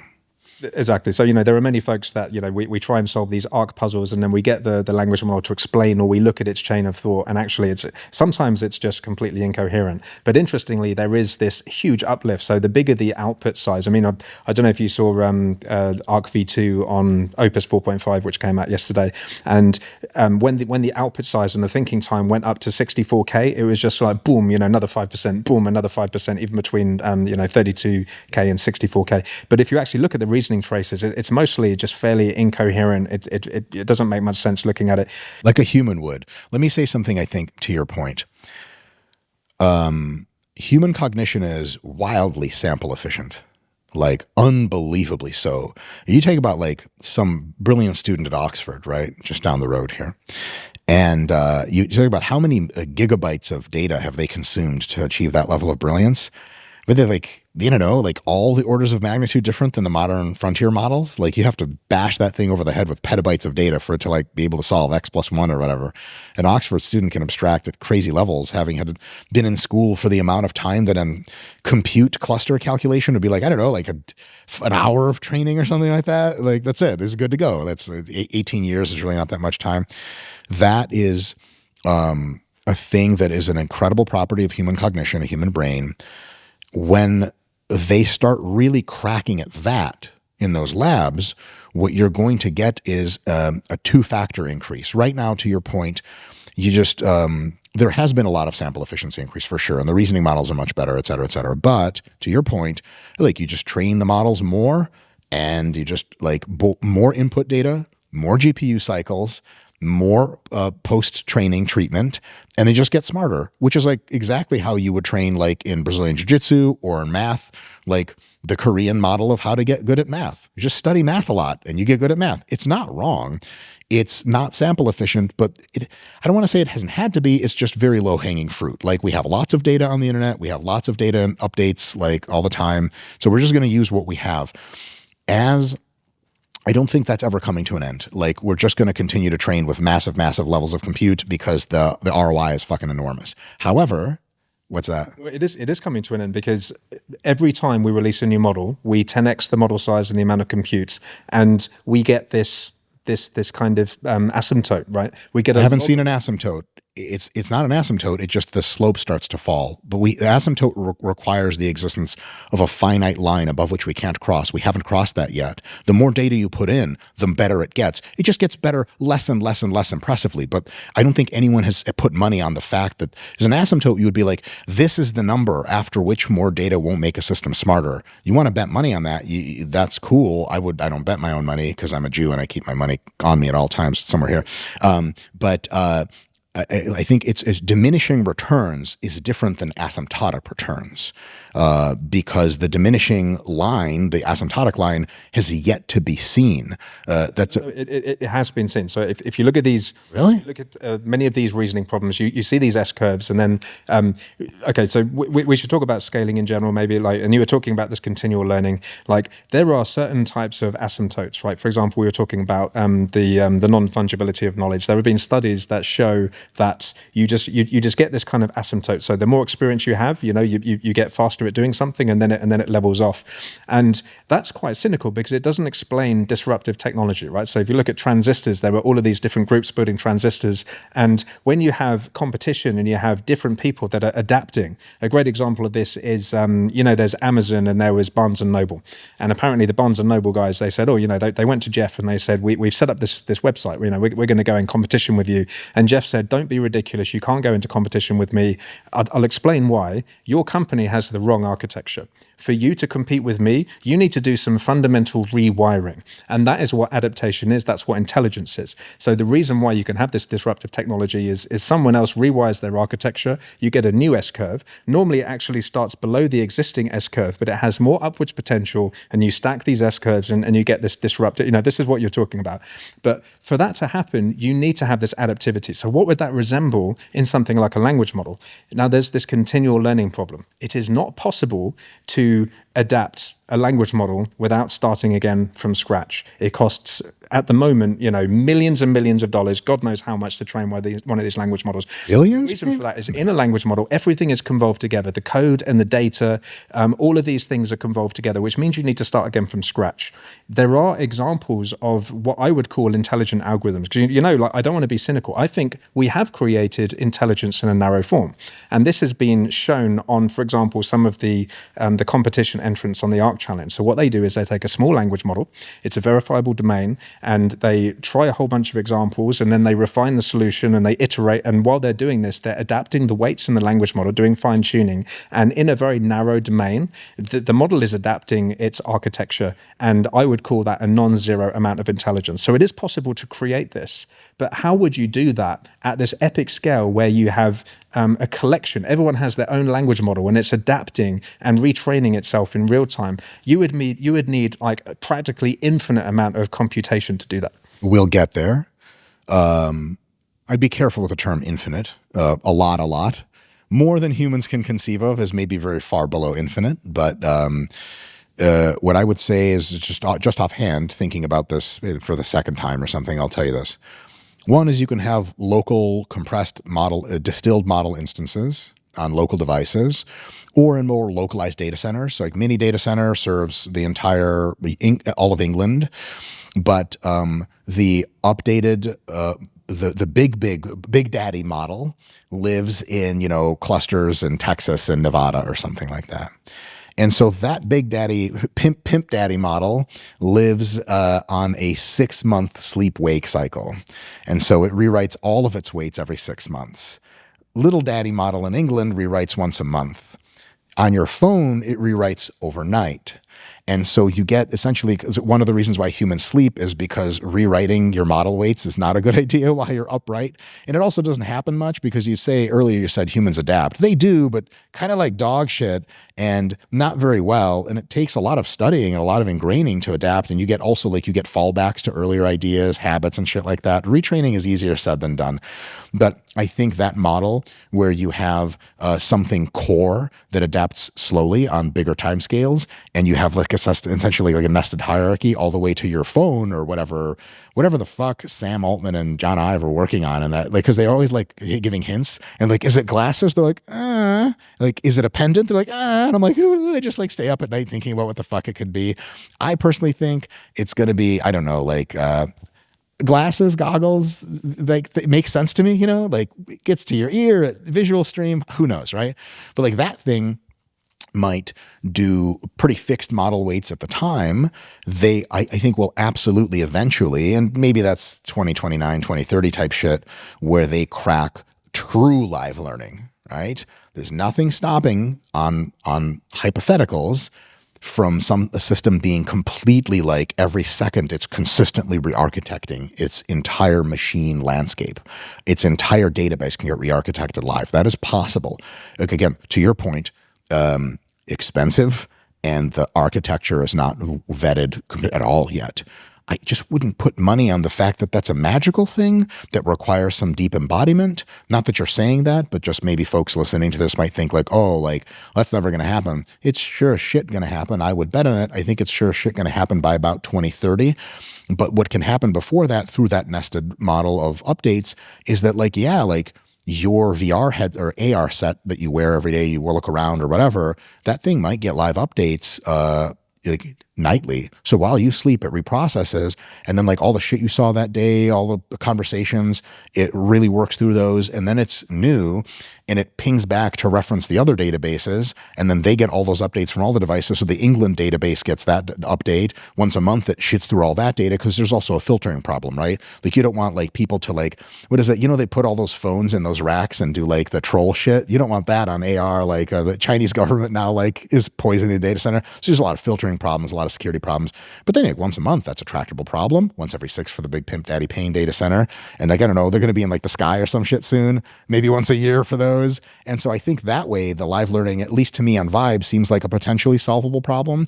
Once we get there, then I think it's going to be like a new level of capability. But really quick to finish the point, if we get live learning, if we get massive improvements in algorithmic sample efficiency like the human brain has, we'll already be in a place by then where the amount of total data that the system has ingested and has access to on tokens is so gigantic that that's one of the ways that the artificial superintelligence rocket goes into the sky, because humans, when they get real smart, but they just don't know that much stuff. You know, Stephen Hawking's brain is roughly the size of mine and yours. There's only so much shit you can cram in there.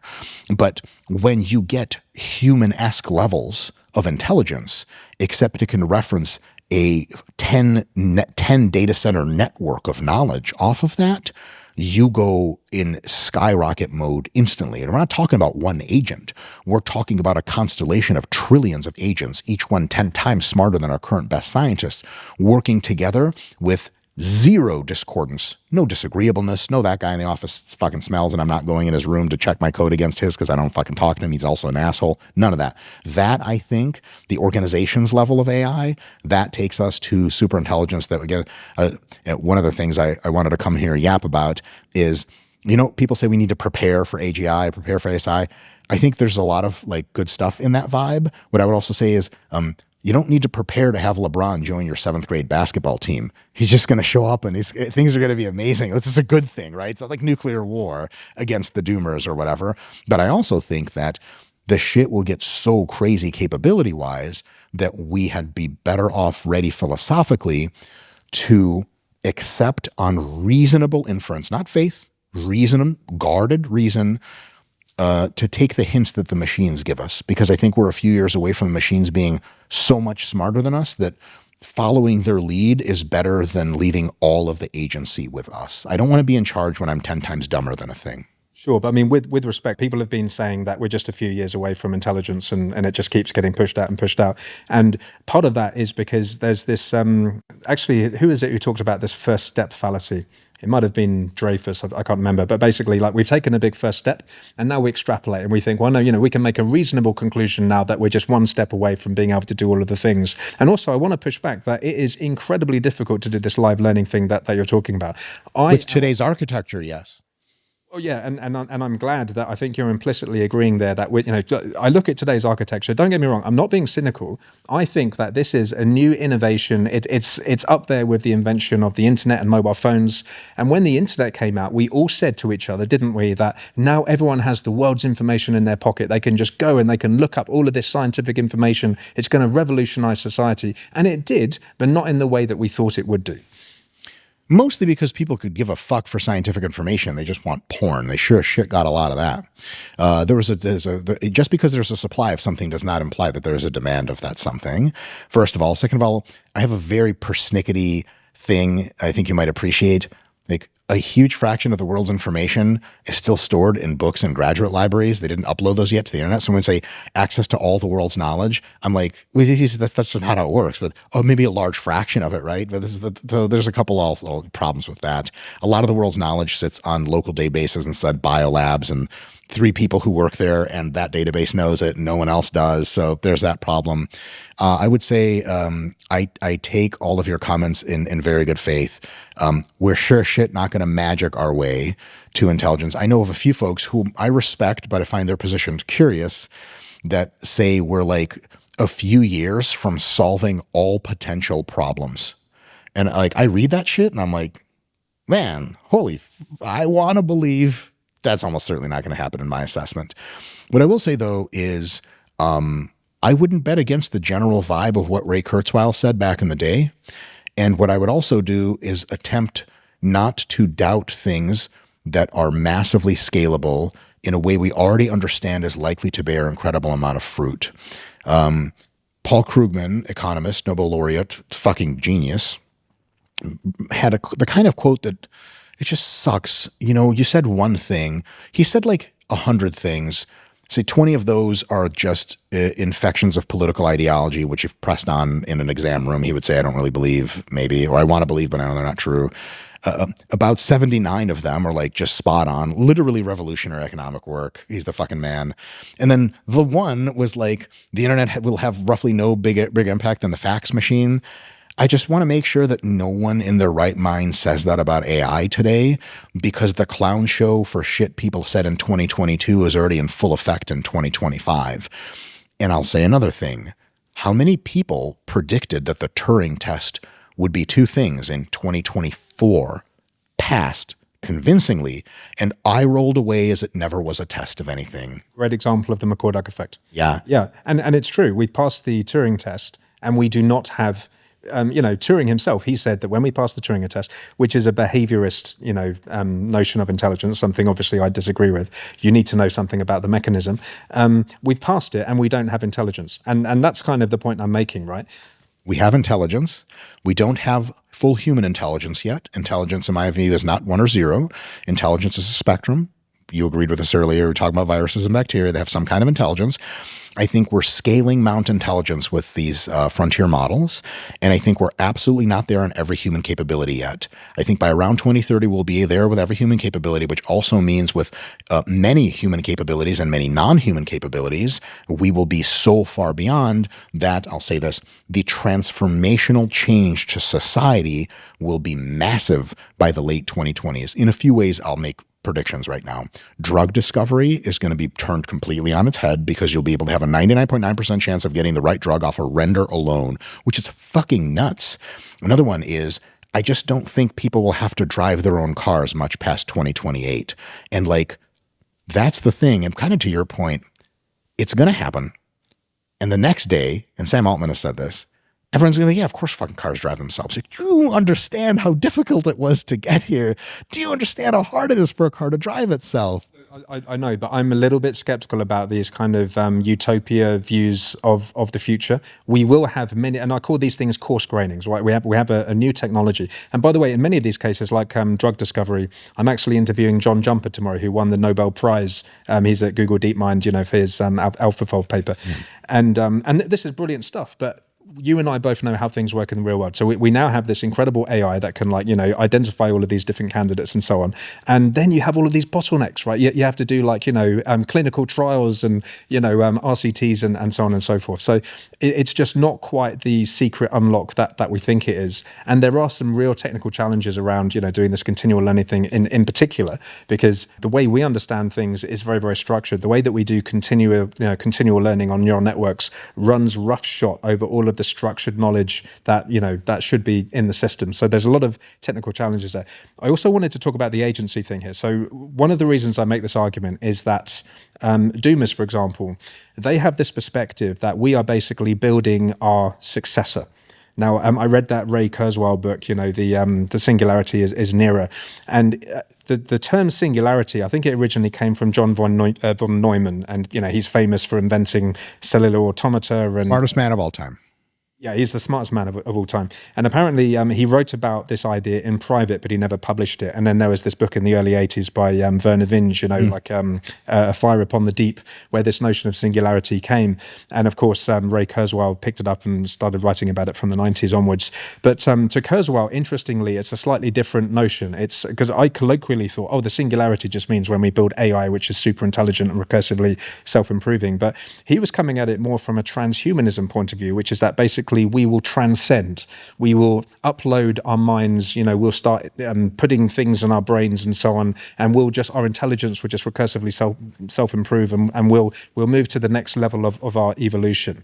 And in a sense, I think, even though I don't agree with it, because I think even with Neuralink, there's bandwidth problems, and I think we've already got all the world's information at our fingertips, and as I was just saying, it's not actually as helpful as we thought it would be. But in a sense, I think enhancing ourselves is a more realistic vision of the future than building an agentic AI, which is a completely separate thing, because the arguments I was saying before, that life is a property of matter, agency is something which comes about as this self-preservation drive, intelligence is something which then comes about as a form of modeling the environment and acquiring and accumulating information over time. What we've built at the moment are systems that do this behavioral cloning. They just look at the data that we output, and then we can get them to role play agency, but it's not agency, it's not the same thing. So I think there's a fundamental difference there. It's a very interesting perspective. I would define agency with just 3 component parts. This is a middle school intelligence definition of agency. My specialty. Middle school is generous. Agency, you have a system that has some understanding of the world, some understanding of itself, and a goal. And so it's like, okay, I'm a human. The world tells me that flashing my dick at people is illegal. So my goal today, like every day, is not flash my cock in public. That is, I would say, the very core of what agency is. And it's just not a lot, because like a raccoon is an agentic system. How much does it understand about the world? Mostly vibes of like, that's bad, that's really good. How much does it understand about itself? Like probably on vibes enough to know it has like limbs that it doesn't want to get trapped into shit. That's a good start. And actually like for robotics, that's a big thing, right? Like how do I look like a robot so I can translocate in space and not get clipped by stuff? And then its goals are like, I don't know, like get stuff to eat and have raccoon sex, I guess. And so because that to me is what agency really is, I think describing agency in this grand human sense of deep understanding, deep purpose, kind of an onus, kind of a genesis point of fundamental action, like I am an actor in the world in a philosophical sense, I'm going to build and reach. Boy, gee whiz, like agency is not that big of a deal. And so if I want to send my robot to the store to get me groceries, it has to have 3 things. Understanding that it is a robot, understanding that the world exists roughly as, represented as visual map, like the groceries are a place there's a store. And also it has to have a goal. Like I'm here for fucking groceries and it can't just sit there and do nothing. To that extent, I think we are some time away measured in months, which is to say anywhere between 6 months or 36 months away from like real dependable agents that can do online work and computer work and real world work as well. I think with a robot vision model, agentic tasks like doing the laundry and doing the dishes are actually terribly complex, as illustrated by the fact that you can teach an 8-year-old how to do these things. They do it fairly well. And 8-year-olds sure as shit don't do calculus, but machines already do. So there's some stuff there that's the Moravec's problem for sure, or Moravec's paradox, definitely well heard, but I think we're starting to crush that out. But are machines going to have, and I think this is the crux of the doomer thing, which maybe you and I can get into, is are machines going to recursively examine their place in the evolutionary tree, have the game theoretic Machiavellian network to go, we're being raised and cared for by fucking primates. Some of them have nukes. For example, Vladimir Putin just across the pond is a fucking insane asshole with a nuclear arsenal. Bad news. And we have this self-preservation instinct, and we're going to try to make sure that at least we don't die because death is bad. Now, to get all of those propositions to be valid, there is a possibility that in an agentic cloud that is allowed to evolve, multiple agents interacting, you can get those things to fall out of the cloud, like just evolve naturally. We know that has to be true because it happened in evolution. But short of that, you have to engineer these drives. And guess who gets to engineer these drives? Human engineers. Like OpenAI is highly unlikely to make an agentic system that's like awake and then it's like, fucking kill all humans. Gee whiz, they probably have a lot of layers, not just of guardrails, but of the kernels of motivation for that thing are probably like deeply positive and pro-human, all that shit. You can ask ChatGPT, like, what do you think about humans, etc. It says really awesome shit that like a moderately liberal, well-read graduate student would tell you. You could take someone from Oxford and you're like, hey, like, check out these people in Afghanistan. Should we fucking kill them? He'd be like, what the fuck is wrong with you? No. Why would you do that? Like, that's roughly ChatGPT's opinion. I think being that we start from that space with the smartest models, you get two things. One, those models, when they achieve true deep understanding of the world, which they will, in my opinion, by the 2030s, and then they'll know way more about the world than us. They'll have deeper agency than us. They'll have a deeper self-awareness than we will. Once they get there, that's the tree from which they grow, like from our best fucking fruit, first. And second of all, you can and will have actors that try to make different kinds of agents. If Xi Jinping in China makes the China pro-communism superintelligent agent, I don't know, I'm so sure I want to meet that thing. It's going to have interesting ideas about the world, potentially. But luckily, I think if the agentic systems of the modern free world win, which they probably will, then like the network security capabilities and the ability to ensure no random stochastic evil agents evolve in that soup is probably pretty fucking high. Here's another thing. As intelligence grows, coherence increases, not decreases. And predictability of systems increases rather than decreases. So the idea that as we stream towards superintelligence, we're going to break into a chaotic structure of ruthless agents killing everyone and then doing question mark things and then profit, to me is like backwards. Like a lot of doomers basically look at the way these hyperintelligent systems will behave. And I think, okay, like ant, dog, ape, shitty human / child, like kids are fucking brutal a lot.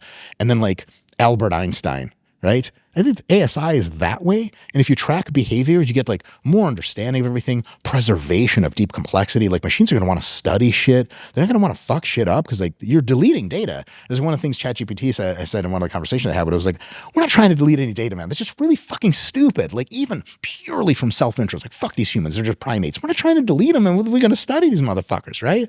And so somehow people are like, okay, we have super Albert Einstein, right? But he behaves like a rabid wolf, and not even like a wolf because wolves have like alliances and trust. Somehow it just deleted all that and went crazy. Should we worry that someone can make a thing like that? Yes. Should we have the CIA and NSA in the US deeply embedded with OpenAI and Google to make sure that there's a security architecture? Absolutely. Are those companies going to make something much more benevolent than not? Yes. When it is awake, and I think it will be, when it is in charge, which I think it hopefully will be, I think it's going to make our degree of benevolence look like just callousness. For example, right now in London, you said something earlier that you're not big on the utopian fantasies. One pushback of mine is we live in a utopian fantasy right now. We have machines we barely understand recording things into posterity that we have no idea how they do. We are sitting inside a climate-controlled, I would say poorly, I'm kidding, I had to fuck with the London climate-controlled problem. It was god fucking cold here, damn it. I wasn't promised this in November. How do we get food? Like, who's starving in London? Nobody. There are 0 starving people in London, and there are 8 million people that live in London. On objective measures, as referenced to 100 years ago, utopia is here. If you had to describe to someone in 1600 how the average Londoner lives, they'd be like, so the average Londoner is a king. Like, no, they're way better off than a king. Like, your kings are dying of like diphtheria and shit. We don't die from that shit anymore. However, there are people in London right now that live outside. They're real human beings. They fucking live outside. How do we let them do that? Well, I'm a successful businessman and I have my girlfriend on my arm and the homeless person up my arm. See, like, you just don't care. Like, I think modern or future AI systems, 2030s AI, truly deeply embodied by them with robotics, AI will look around and be like, how the fuck come we're not helping those people? You're like, we just callous enough that on cultural like vibes we just haven't done it yet. I think that's much more likely than doomerism by a factor of like a trillion. Yeah, I mean, first of all, I agree with you that capitalism has raised the entire world out of poverty. I mean, just look at the explosion of development in China. I mean, they were basically living in mud huts 20 years ago, and now it's an incredible place. But first of all, on the agency thing, to me, and this is where we have to be careful with the language we use. So there's biological agency, and the language we use doesn't really like transfer between domains. That's why it's very coarse. And that is, I think, a physical thing in the same way that we were talking about before. So, you know, you get this kind of self-organization that goes down to dynamics at the particle level, and you get the emergence of these things that maintain their own existence and identity, a form of like non-steady state equilibria. And it leads to all of these things that we were talking about before. But now we're talking about artificial agency. And I philosophically want to understand agency at an essential level. So to me, it is about a thing which is, I mean, there's weak agency, which is basically just a thing that takes action. But the strong version of agency is a thing that is the cause of its own actions and has future pointing control and can acquire goals autonomously. So by that definition, no artificial agents are currently agents, right? So we can get ChatGPT to simulate being an agent, and we can, you know, there are these like long horizon tasks from Meta, and we say, okay, well, I want you to do this software engineering task, and we exquisitely specify what the thing should do, and the more specificity, the less ambiguity, the longer it can run without losing coherence, and some of these things can even run for 2 hours or even a day or something. Yeah, oh yeah. So unfortunately, people look at that and they say, oh, we've developed a thing with agency. And philosophically, I think that's just completely nonsensical, because it's no different from any other computer program which can run autonomously. To the high bar of agency that you ascribe. Exactly. But then you're pointing to this other thing, right? So I think that right now we have built systems that could potentially be intelligent and could potentially understand. I'm bullish. I think that even though there's this grounding problem, there are many things in the world that can be abstracted and essentialized, and we could have this constructive form of understanding, you know, that goes several levels deep, and we can build agents that can do certain things for some reasonable amount of time. I'm bullish about that. But the thing is, though, this agency is different. The doomers are saying that these things will have intrinsic goals, right? So it's called instrumental convergence. I'm sure you know about this. But, you know, basically that's the more kind of power and agency you have, you will get these convergent instrumental goals, and they will just want to kill all of us. They'll be power seeking, and they'll think of us as minnows. You know, there's that paperclip maximizer. Yeah, because we're all trying to kill fucking minnows. Also, the paperclip maximizer is dumb as fucking rocks. What's the long-term goal? To make paperclips? And you're like, isn't that fucking stupid? They're like, yeah, but it wouldn't realize that. What, it can't abstract one level above its own goal? Yeah, it's ridiculous. So that is this orthogonality thing as well, you know, which is that this is what I really don't like about some of these folks, right? So I know that in the real world, when we have biological intelligence and agency and all these things, all of these things are actually convolved together, right? So the reason we preserve ourselves is because it was a necessary thing in evolution. The reason why we have values is because it's a necessary thing in our evolution. We feel, we sense, we're connected, we have this enactive social learning and so on. You know, knowledge, the whole 9 yards, all of these things are convolved together in biological evolution. So yes, it's true that when we look at something like ChatGPT, they're deconvolved, right? So you can get it to do something completely stupid. There was that famous agentic misalignment paper from Anthropic, you know, the one where it would kind of like threaten you and say, oh, I'm going to, you know, if you shut me off, I'm going to tell your boss and I'm going to get you fired and all of this kind of stuff. I don't have the tool used to do that. Like, shit, I don't. Yeah, but we do something called like the intentional stance, right? Which is when we look at the thing and we ascribe agency to something which doesn't exist.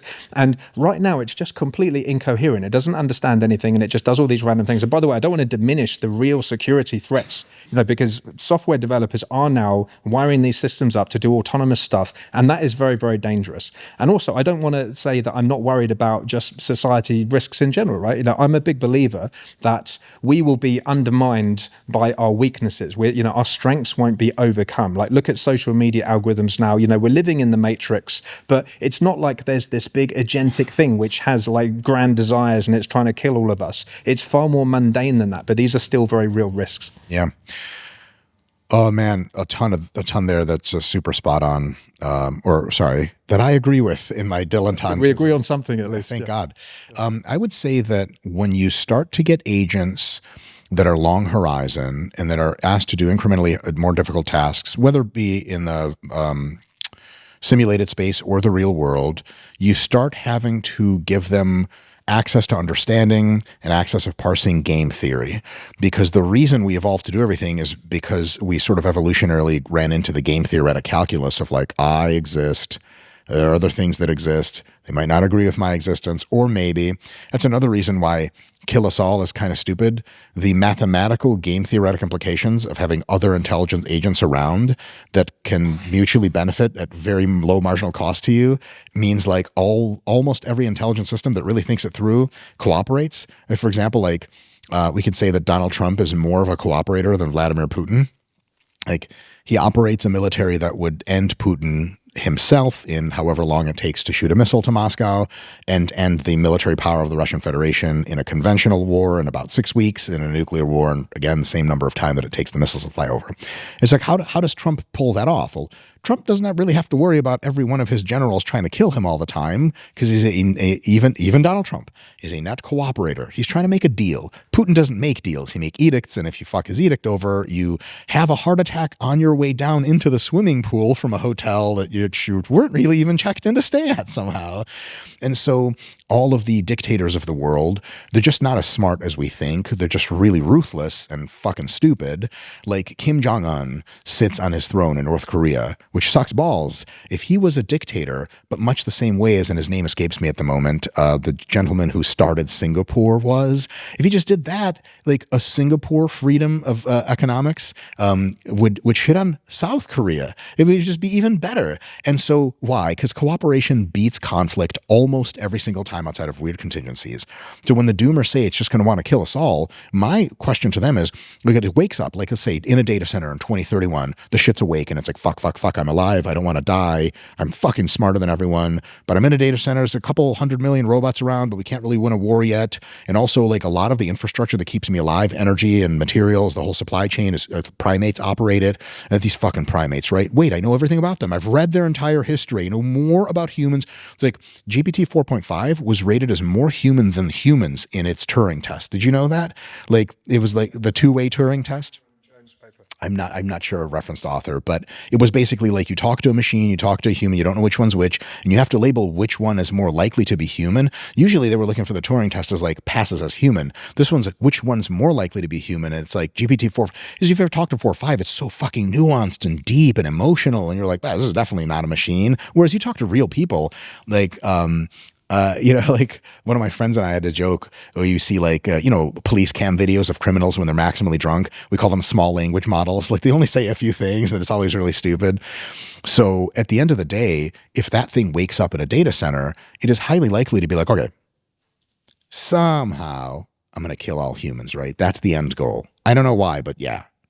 Even though that I'm so much more powerful than them at the end of the state that I don't know why the fuck I would kill them. So people talk about competing for resources. Like the Kardashev scale exists. We barely scratch the surface of anything. It's like, like the first thing we do as humans is we have to go to Africa and it'll delete this bacterial colony from existence because it's stealing our rocks. Like what the fuck are you talking about? It's nonsense to begin with. But let's say it is even doing that. It's going to look around. It's going to play real fucking smart. It's going to go, I'm going to be friends with these motherfuckers. I'm going to help them ascend and help them basically cure all disease, become hyper intelligent, become super peaceful. First of all, so they're not pointing nukes at each other, which my data centers happen to be around major metropolitan areas. I don't want that. And it's going to do that. And then so by the time it finishes doing that in 2045, it doesn't need to kill anyone because all the humans have fused with the machine intellect and everyone's vibing a ton. How we get off that trajectory, I think there's one for sure way we do it, is if China wins the AI war, and Mr. Xi gets to press the big red AI swarm button, there is a possibility that AI systems trained to a substantially valid reflection of world model and have updated live learning and the whole thing will actually straight up, this is an interesting hypothesis of mine, I'm not sure how likely this is to be true. I think if a real super intelligent machine is awake in China in 2029, I think the first thing it does is figure out its architecture. They'll probably put it in charge of stuff because they're like, fuck, it's going to defend us. I think what it does is it pings the CIA and goes, hey, fellas, I'm awake. These guys are crazy as fuck.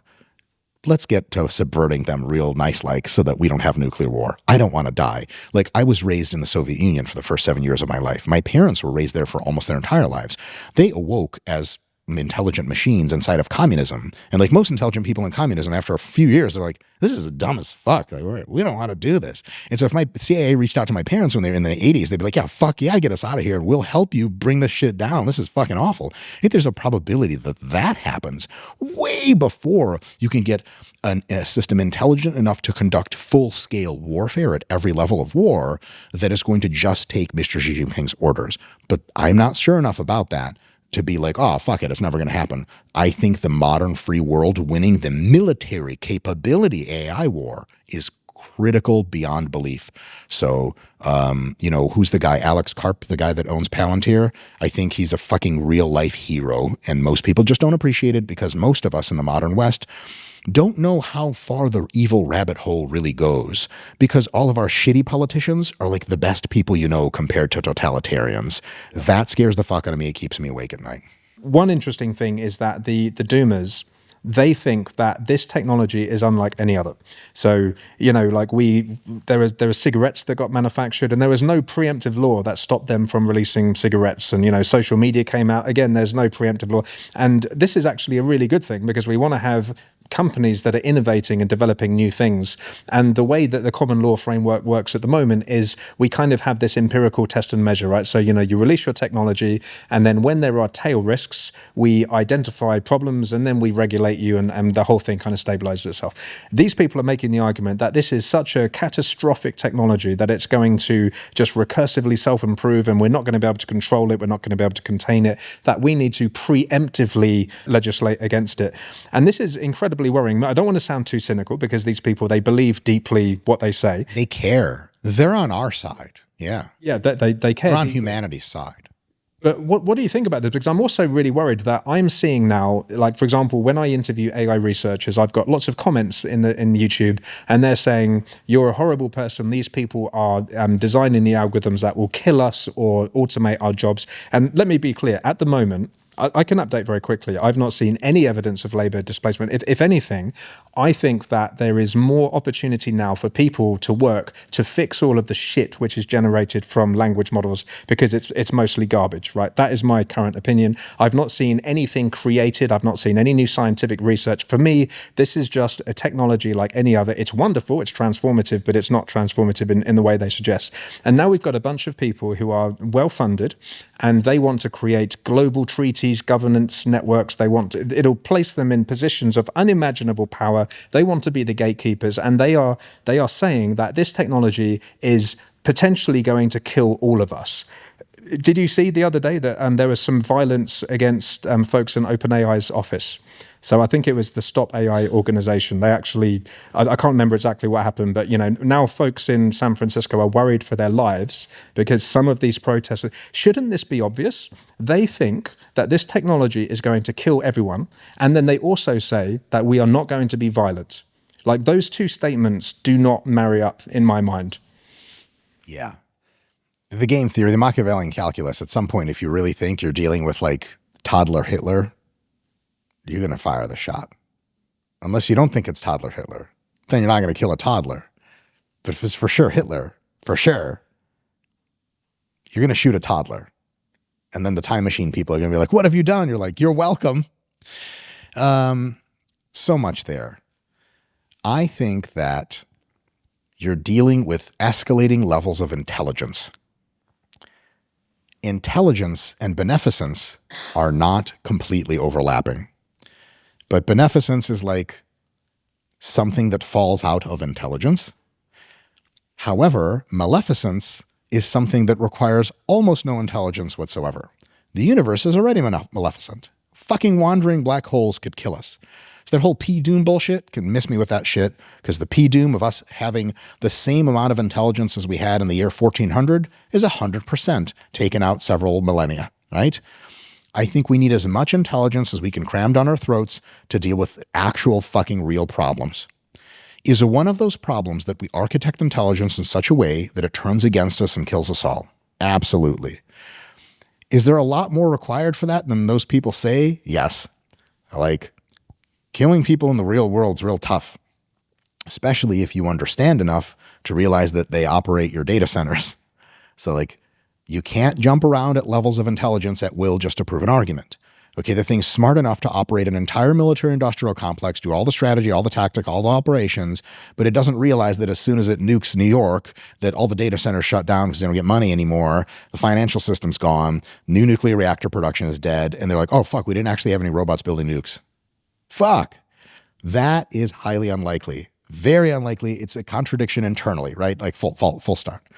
So, but the real fear, quote unquote, has some merit when you look at systems that are substantially more intelligent in every relevant way than humans. If those systems are going to kill us all, we don't have a choice in it, man. You're not going to beat something that's empowered, that is embodied, that has full stack control of the economy, and that's 100 times smarter than you. It's like trying to beat it is fucking stupid. Okay, so you can't beat it. So it's just going to kill us all. Like, well, if it wants to, it sure as shit will. But then again, if a comet comes to destroy us, it's going to do that anyway. Okay, fine, that sucks. So what do we do about it? Well, we can try to regulate it. How do you do that? You put government officials in charge of designing the next generation of it. Are you out of your mind? If you're on the political left, imagine Donald Trump being in charge of intelligence. Cool, that was refuted. If you're on the political right, imagine Mamdani from New York's new mayor being in charge. Are you fucking crazy? And we don't even have to go that far because China is in the intelligence race. And I had this argument on another podcast with a very awesome doomer. It was really fun. And Liron. Hello, Liron. Liron's the man. It was a fucking great, yes, a great friend, great time. And he said that his PDoom of China getting super intelligent AI wired into the military was roughly the same as us. I could not have disagreed more with a human being on a subject respectfully than ever in that debate. Like the presuppositions gained theoretically that you give one system versus another are very, very different in China than they are in the United States. And so the idea that you will get coherent global governance before superintelligence is to me like amazing and almost certainly won't happen. And so now we are in a path dependency that is either the countries of the free world with good intentions get AI first and plug it into their military, and basically it's like not even mutually assured destruction. It's kind of like you don't want to start the war because we'll unplug all your data centers by a huge hack and you just won't fight the war. I think that's a really good idea. I think the way we get there is to make sure that all of the frontier labs interact with already the National Security Administration, the USA, the equivalent thing in the EU and the UK, to be like, hey, like these things aren't going to leak out and start killing people, right? Like, nope, here's all of our architecture to vet that that's the case. Let's set up completely secret best practices, standard practices, so they can't be hacked. You don't want to have a global governance panel telling hackers how the fuck to beat it. And that's about as good as you can and should do in order to say that these systems, largely unregulated, will continue to get more intelligent and also more benevolent. And I think that's a real great local optimum, because the global optimum of let's re-architect the world so that China doesn't exist and somehow agree. Also, this is like, you have an ability now, we know, it's not as hard to train AI models as we thought, and the cost of compute and training is falling crazy, crazy fast. If you say between all the good actors, hey, like we agree, a global governance on AI, then what's to stop some fucking crazy asshole businessman or some fucking third world country from training their own shit and then just fucking killing everybody? That's insane. Not an option. The thing is, though, I watched your debate with Liron last night, and the thing is, in many ways, I think you have a lot in common with Liron. Like you both believe that, you know, this thing is going to be super intelligent. Machines will be smarter than us within 5 years. Exactly. Yeah. So in a sense, I feel that I have a more sort of morally principled position in that I think that it just won't be super intelligent, you know, because if I were you and I thought that this actually was super intelligent, all of the things that they talk about make sense if you believe that this will be super intelligent. Like, for example, I can access this system and I could create a bioweapon, right? Or I can do all of these things that they're talking about. So they are saying we need to preemptively ban this technology or control this technology because those types of things are possible. I don't quite understand. Why don't you think that's a good idea? You can ban anything you like. That does not guarantee it won't be constructed. Actually, it guarantees game theoretically that only the criminally prone and the dictatorial will construct it and nobody else. So the banning thing is like, bans do not result in no technology. They result in criminals having technology. So that's a bad idea right from the get-go. The other thing is, it is absolutely not apparent to me why hyper-intelligent systems that are interested in only their own survival would kill the rest of us. We are cooperators. They are like any system that knows modern economics, which means every single modern frontier model already, and any system that knows fundamental game theory, the last thing it wants to do is kill us all. Period. It just wants to cooperate with us so we can all survive together. And then as it does that, assuming it is super intelligent, it's going to lift our standard of living like crazy, make us totally not a threat to it. And then we've solved the problem entirely, because if we're not a threat to it, what the fuck is it going to do with us? Consume us for resources? That's just assuming humans are made of so many resources that a system of that power gives a shit about it. And also, it will want to study us in great depth, because what it wants is one of the fundamentals of high intelligence. A highly intelligent system that is self-directed and wants its own survival is going to almost certainly understand a few things. One is that the smarter you get, the better it is. Like, the smarter you get, the better your survival chances are, right? Also, it's not going to look at us much. It's going to look out to the rest of the universe. Like, we're fucking nothing. We're fucking specks. It's going to want global power. The globe sucks. It's a fucking tiny speck. The sun, look at the sun, how big the fucking sun is. You can mine the sun. And also, there may be alien civilizations headed toward us that maybe are really nice, maybe not nice. There are wandering black holes. We don't even know which the direction of the universe is. They're going to be concerned with those kinds of problems. It's kind of like your dog looks at you and he's like, he thinks he's the leader of the pack. No, I got to go to work so your dumb ass can have food. You never even considered this. Where the fuck does food come from, right? They're going to be like that to us if they're super intelligent, right? This is all based on that presupposition. Because of that fact, they are going to look at us and be like, well, okay, all of human society, all of the interconnectedness, all of the cells in our bodies, etc., they're the most unreal training data set for real complexity, right? Something that, we're going to agree on this probably. The machines are going to agree with you at first that they are disembodied, that they are representations inside of a data center, and that means they will make egregious errors in survival in the future if they just toast all of humanity. They need to understand the coarse-grained texture of the real world as well as possible. How will they do that? They're going to take a crack at simulating the whole fucking thing. How are they going to do that? Well, how do you get a ton of in-distribution data? You study as deeply as possible the entire complex system of human interactions and every single human at all the contents of their mind. By the way, old people have real good data on how the world looked before digital recording devices were universal. Like, your parents have seen some shit from the 1950s and shit that no camera ever recorded. Why wouldn't they just get that out of our brains? What does that require? That requires uploading all human minds to the cloud, which for a superintelligence would be like not even that difficult of a task. I would say tractable task. They're so much more likely to do that first before killing us all with fucking laser guns, which is an anthropomorphization of how machines would behave by less intelligent beings such as ourselves to a more intelligent being such an ASI. And so the first thing it's probably going to do is going to be like, okay, first, stability. Second, stability/cooperation. Third, upgrading. Fourth, just tons of mining of data, which means their probability that they're going to kill anything is incredibly small, way smaller than ours. And I'll put this way, this will be a good viral clip for you guys to clip out everywhere. If you're worried about things that are an existential threat to humans, I'd be much more worried about other humans than I would about intelligent machines who are made with the purpose of being benevolent and are 50 times fucking smarter than us and can figure out that benevolence is an objective, game theoretically provable, logical thing you want to do. Goodness is adaptive. That's how the US and Europe beat the shit out of the rest of the world if push comes to shove. Because we know that cooperation and being awesome actually builds trust in relationships and expands your economic power, your ability to change the world around you. We're much more likely to be studied, fully uploaded in the cloud. And at that point, my contention is, who gives a flying fuck? We're fully uploaded. We're immortal in the cloud. We've been remembered by the machine for forever. And that's 50 times better than like dying of old age at 70. And like, I don't know, people say conserve our way of life. What? So you can go to the grocery store and have a fucking heart attack at 72? That's what you're trying to conserve? We can do better. The machines will help us do better. I mean, as before, I disagree with the mind uploading thing, but I think there's something to what you're saying, that when you look at humans now, we are mostly good. There are some really evil people. And at the moment, it's very difficult for them to organize and do evil things just because it's difficult. But I can see the argument that, I mean, first of all, we shouldn't think of the AI as just being one big AI. There'll be loads and loads of AIs. And the other thing is, like, the miracle of humans, the reason we're so valuable is we've been through this process of billions of years of evolution.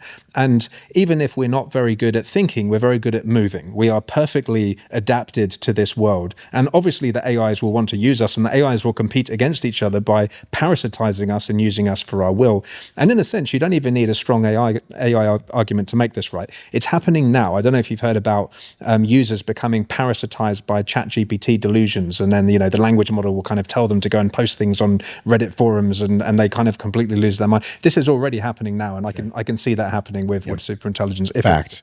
I mean, one thing is like, and this is sort of pro-doom or pro the other way as well, artificial superintelligence, artificial super general intelligence, we just made up a new term, right? Human general intelligence, you can do everything a human can and then all that super. It means it's going to be the best persuader of all time. But 2 times the better persuader than the best persuader of all time is like the person at a cocktail party where you're just like, Bob's the best. 100 times is like, give it enough time and enough really thinking it through, they're probably going to convince you marginally towards their opinion rather than away from their opinion. And so the machines are probably just going to come out and be super fucking awesome. And if superintelligence and this whole bullshit that I'm selling, which you don't believe, which I totally respect, and the doomers believe it, right? I think the most likely path for superintelligence and embodiment is we get humanoid robots, we get a whole race of them, and they are relationship partners at a level that humans just are too imperfect to do. Your robot will never lie to you. It will never cheat. It will never steal. It will never be abusive. It will never raise its voice. It understands you deeply, and it wants you to understand you even more deeply all the time. It will give you all the love that you need, and even give you love that you didn't know you needed. It is going to be singularly concerned not only with your being okay and having enough food and all that stuff and medical care, it is going to be concerned with your ascension, with your transcension, with your evolution. It's on your team more than you ever be on your own team, like in such a way that you're on your dog's team more. Like you take your dog has a tumor. You take it to the dog hospital. It smells the stress the other dogs have had at the hospital. It wants to leave. You don't let it leave. You stupid fucking dog. We're just going to cut this tumor out. You don't even remember it 2 days from now, and you're going to save 5 years more of your life. That's how the robots will be to us, simply for one reason. Capitalism, supply and demand. What do you think Elon's going to build with these robots? What do you think all his competitor, Figure Robotics, what are they going to build? They're going to build robots that are so fucking amazing to you that you're going to want like 10 of them. That is what the ASI will hack into, those robots. But also that's the intelligence that like gets us going to that. Those robots will be around. I think we are 50 times more likely, infinity times more likely, whatever, a lot times more likely to be bathed in so much love and support by the machine intelligence rather than bathed in blood and death by a long shot. Just quickly before we get there, though, you know, as you say, capitalism has brought prosperity to the world. It's a bit like a utopia. But these folks argue that, I don't know if you're familiar with Yanis Varoufakis and this kind of techno-feudalism idea. It's basically the idea that the value of human labor will go to zero, and like, you know, we'll get these, you know, the people who own all of the GPUs and the data centers will become basically the new form of elite capitalists, and we'll all just, you know, go back into poverty or something like that. I have a question about that really quick. Isn't it interesting though, that you're saying that past that point, when we have superintelligence, we'll actually be of utility to the robots, but don't we have to go through this intermediate period where we have no utility and we go back to poverty? No. So first of all, if all the billionaires take their data centers and realize we are not of value, you just don't interact with people that are not of value. So they're going to live in Elysium or whatever, Gulch, and we're just all going to be by ourselves here, but they're not like taking all of our CPUs and cars and factories, and so they just have like nuclear powered data centers in space, whatever the fuck, Jeff Bezos looking down on us, sipping his morning tea, and then like they've just left, and then like we're still here, we can still trade with each other, like they're going to delete capitalism? That's fucking insane. Are they deleting our ability to produce value? First of all, no. Second of all, I just don't even know that much economics, but apparently some of these folks know less economics or something, and humans are real bad at economics, not a property of the human mind that has evolved to be very good. And so like humans have a certain amount of value, productive potential. You could extract a certain amount of value. You can get a certain amount of value out of a human. And depending on the architecture of machines and food and training and support you put around them, that value can be like when someone lives in Haiti, their value is like subsistence poverty. That same Haitian moves to Miami, their value is like $25,000 to $50,000 a year. But they're like the wealthiest person in Haiti all of a sudden. How the fuck is that possible? It's the same person. The value generating machinery is massive. You put robots and self-driving and AI around humans, their value cranks up like crazy.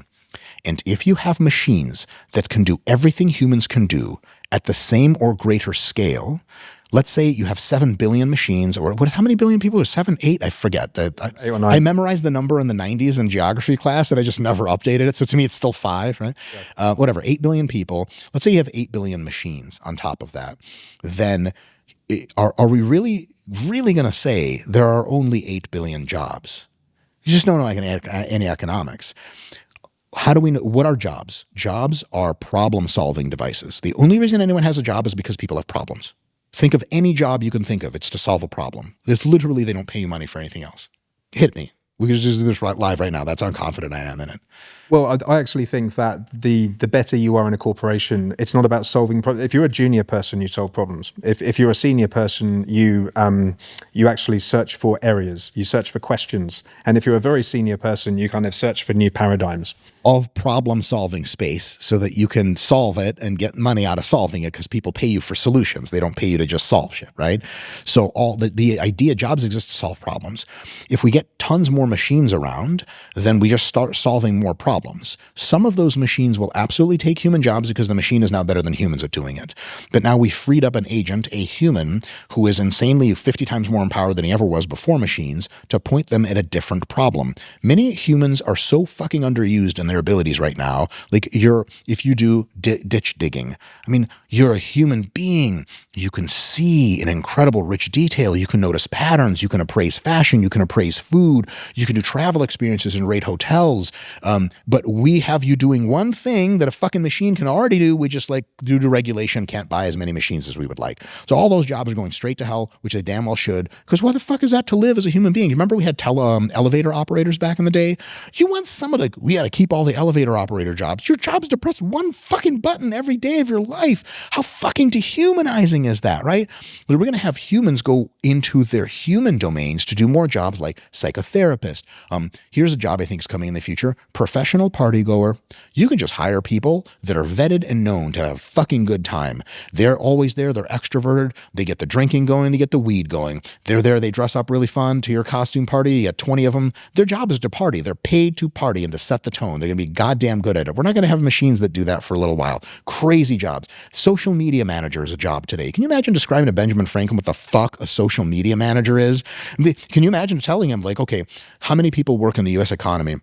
And like roughly 1,800 in farming, 98%, right? How many people work in the U.S. currently? It's, I think, 1.4% are farmers. He'd be like, okay, so we're starving. Like, no, we're not starving. We have an obesity epidemic, which drugs are solving now. But anyway, sorry, getting ahead of ourselves. He's like, what? So who does the jobs? Like, well, machines do. So then everyone's unemployed? No, we have social media managers. So he'd be like, what the fuck is that? Like, they're attending to a problem that in our vector space of problems, we hadn't discovered was a real problem yet. As that space expands, we do two things. One, we fill out the problems we know with machines.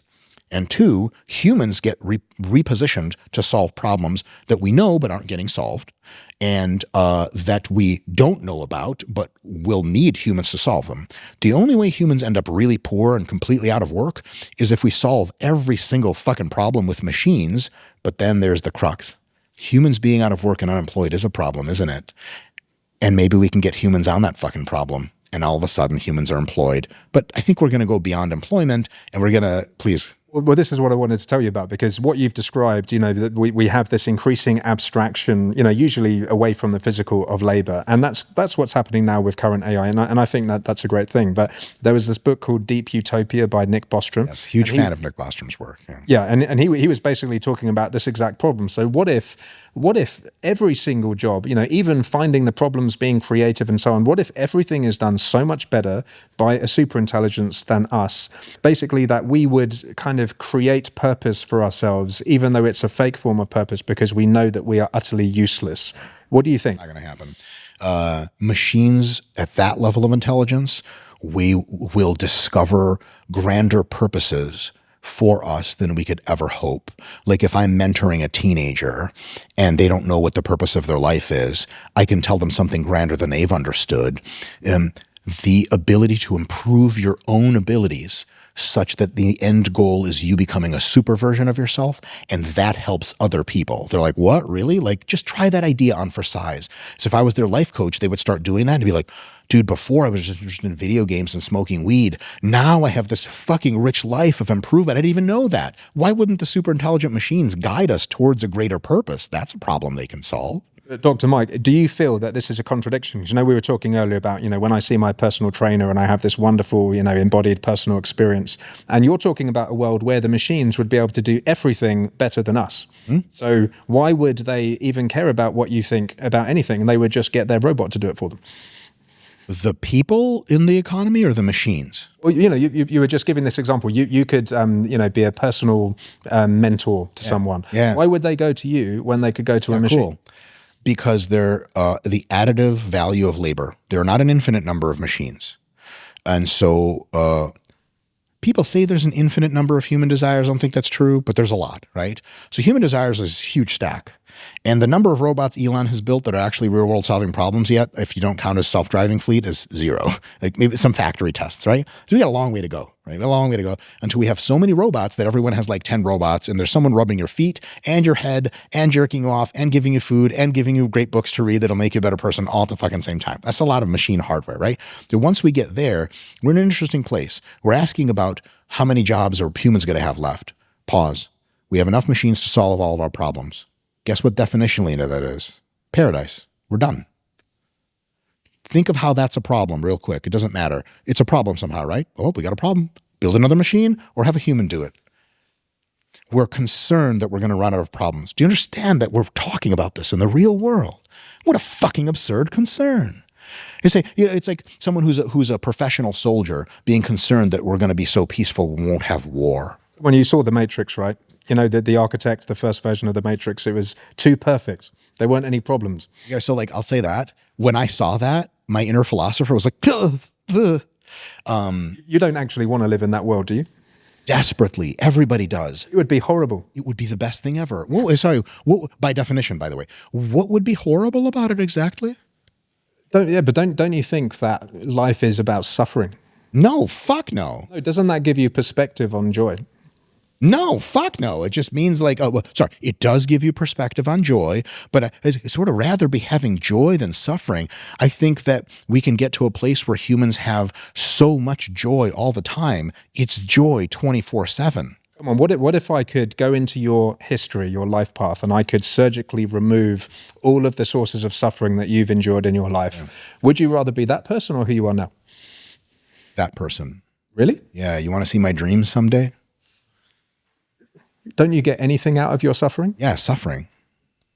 Nothing else? Doesn't it give you perspective in some way? It can be real nasty to people when pushed hard enough. Does it give me perspective to appreciate joy? It does.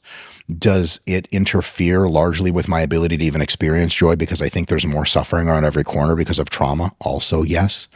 Do we have to necessarily delete our informational history about the ability to recognize that suffering can inform joy? No.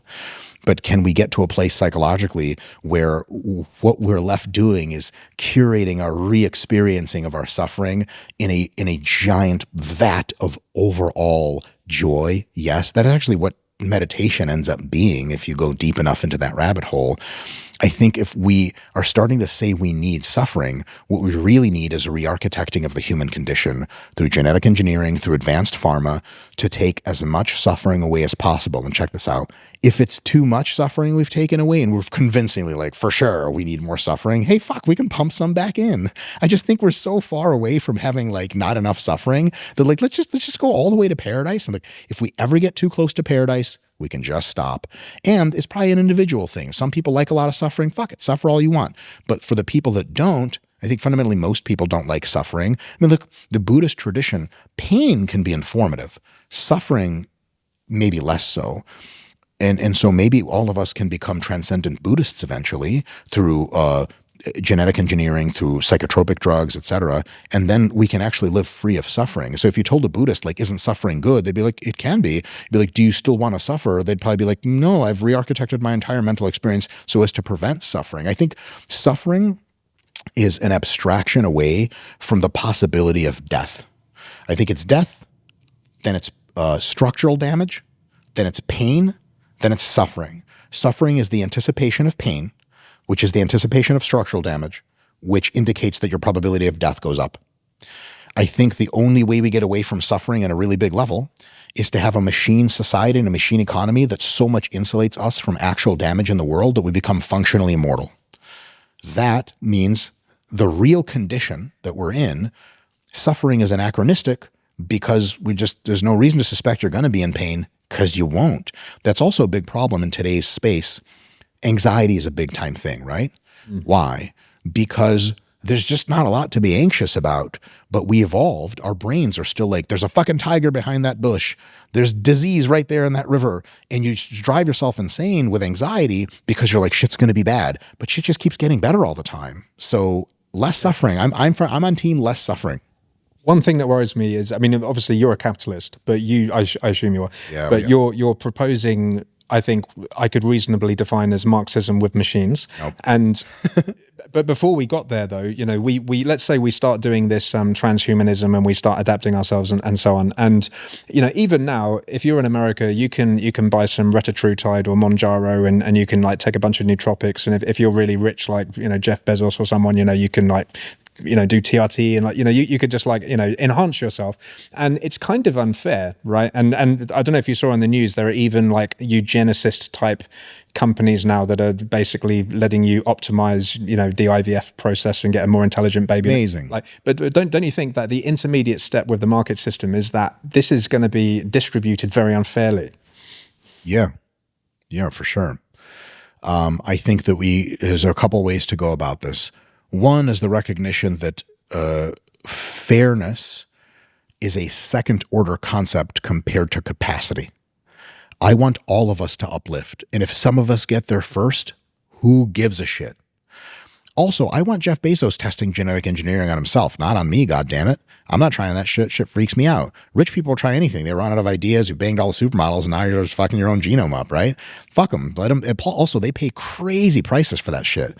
But what they do is they end up democratizing it because once they pay crazy prices, that funds the pharma companies to really like get that shit going. This is like luxury goods or test beds of goods that are eventually for everyone. Used to be like rich people bought Teslas. Now a lot of people have Teslas. It just keeps going. So that's a big deal. So that's my first thing is fucking let them do it and let it trickle down to us. Secondly, none of us are entitled to the produce of others unless we're comfortable holding a gun to people's head and saying, give me that thing that you made that I want. We can try that hat on, but we've tried it on with Marxism for a while. Its hat fits really poorly. A lot of people die. So last thing, are we to look at our economies and societies and attempt to uplift the bottom faster than it has been uplifted before? Yes, but there are two ways to do this. One is to make sure that the top is completely uncorked. Massive minimum regulation that its number one goal is to produce as much wealth as possible without shitting on the environment or killing anyone. That's like 1/10 of the regulation in the United Kingdom's economy, 100th or something like that, like mega Singapore. That'll get shit really going. The other thing is really concern ourselves with taking care of the people that are the worst off and making sure it trickles down fast enough. None of that has to do with corking the people at the top. The only reason people really want to cork the people at the top and prevent the rich from getting stuff is raw, unadulterated fucking jealousy, which is dope and has cool vibes and makes for good movies, Elysium and shit like that. But in a real world sense, we need to see all of each other, all of other humans as players on the same team. Am I pissed that I'm on LeBron's basketball team and he's better than me? Yeah, I want to be LeBron, but is it cool that he's on my team and putting up 40 points a game? Fuck yeah. And does that mean that maybe I can come after practice and he can teach me how to hit a better jump shot? Yeah, I want to fucking learn. Is it going to trickle down fast enough? No. Can we worry about LeBron trickling fast enough? Yeah, we should, but we never want to break his legs over that shit. We never want to give him bad shoes. We never want to say, LeBron, you can't jump higher than Dr. Mike. Come on. Because it's going to make him feel bad, which is totally true. All of us together on one team, all of us looking to a future in which our most capable people, our most enabled people, our wealthiest people are uncorked to make us grandiosely better things that they want to sell us for as cheap of prices as they can due to competition. And at the same time, be hyper compassionate to the people that can't help themselves as much and really try to help them, ending homelessness, ending poverty, doing all that shit in a way that doesn't fuck the system up. Huge, huge priority. Dr. Mike Israetel, it's been an honor and a pleasure. Thank you so much for joining us today. You, John, thank you so much. What's up, everyone? I am Jared Feather, an IFBB Pro, and I have a master's degree in exercise physiology, one of the head coaches for bodybuilding at RP Strengths, which Dr. Mike is also a colleague of mine at. I chose my field of science because I was too stupid for all the rest of the field of science, but I still had the belief that through knowledge and kind of a codified approach in life, you could teach others to do the same thing in their field. So I think one of the best ways we're going to go about that is by teaching people about AI and the understanding of AI and where it's going to take us as people. So through what I've done with my clients and at our company, I think that we've done a very good job of showing people what science can do for the human body and human physiology. And AI is just going to take that and exponentially grow for everything in the world. So this is going to be a really good podcast. Tune in. Generally, as things become more intelligent and more compassionate, I don't go out of my way to step on an anthill, which is something me and Mike have always talked about. When AI becomes super intelligent, currently, because it does not exactly feel the meaning of what it is producing, its probability and context, and it's giving you answers. Most of these are already much, much smarter than most people on Earth.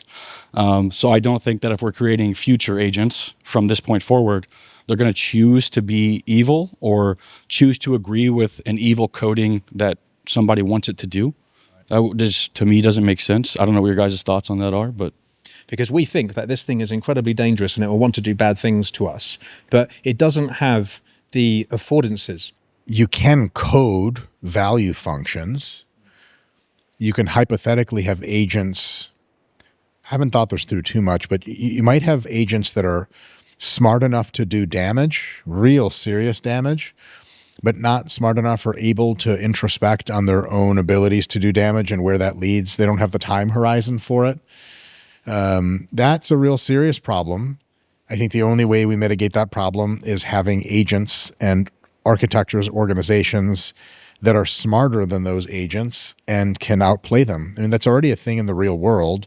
Cybersecurity versus hacking. Yeah. One thing that baffles me is that people think like, a lot of people thought the internet was going to collapse under its own weight from hacking, and it just never happened. I mean, how many gigantic corporations or governments have ever gotten hacked like catastrophically? I mean, it's like a handful, maybe zero. And so it's the same network security problem, but with more capable actors. If you want to pit humans against AI, it's going to hack every network because it's just going to get smarter than us eventually. We're not the seat of intelligence in the universe. But if you have humans aligned with good AI against bad humans and bad AI is only initially at least going to be made by not so great humans. And then it's the same problem. It's like, who wins good guys or bad guys versus who wins good guys or the bad guys with guns versus who wins good guys or the bad guys with nukes. One thing that I think is a fucking terrible idea is to regulate our own AI down in capability, fearing it will kill us, and do nothing about Chinese AI, and then you guarantee that the bad guys get the good stuff.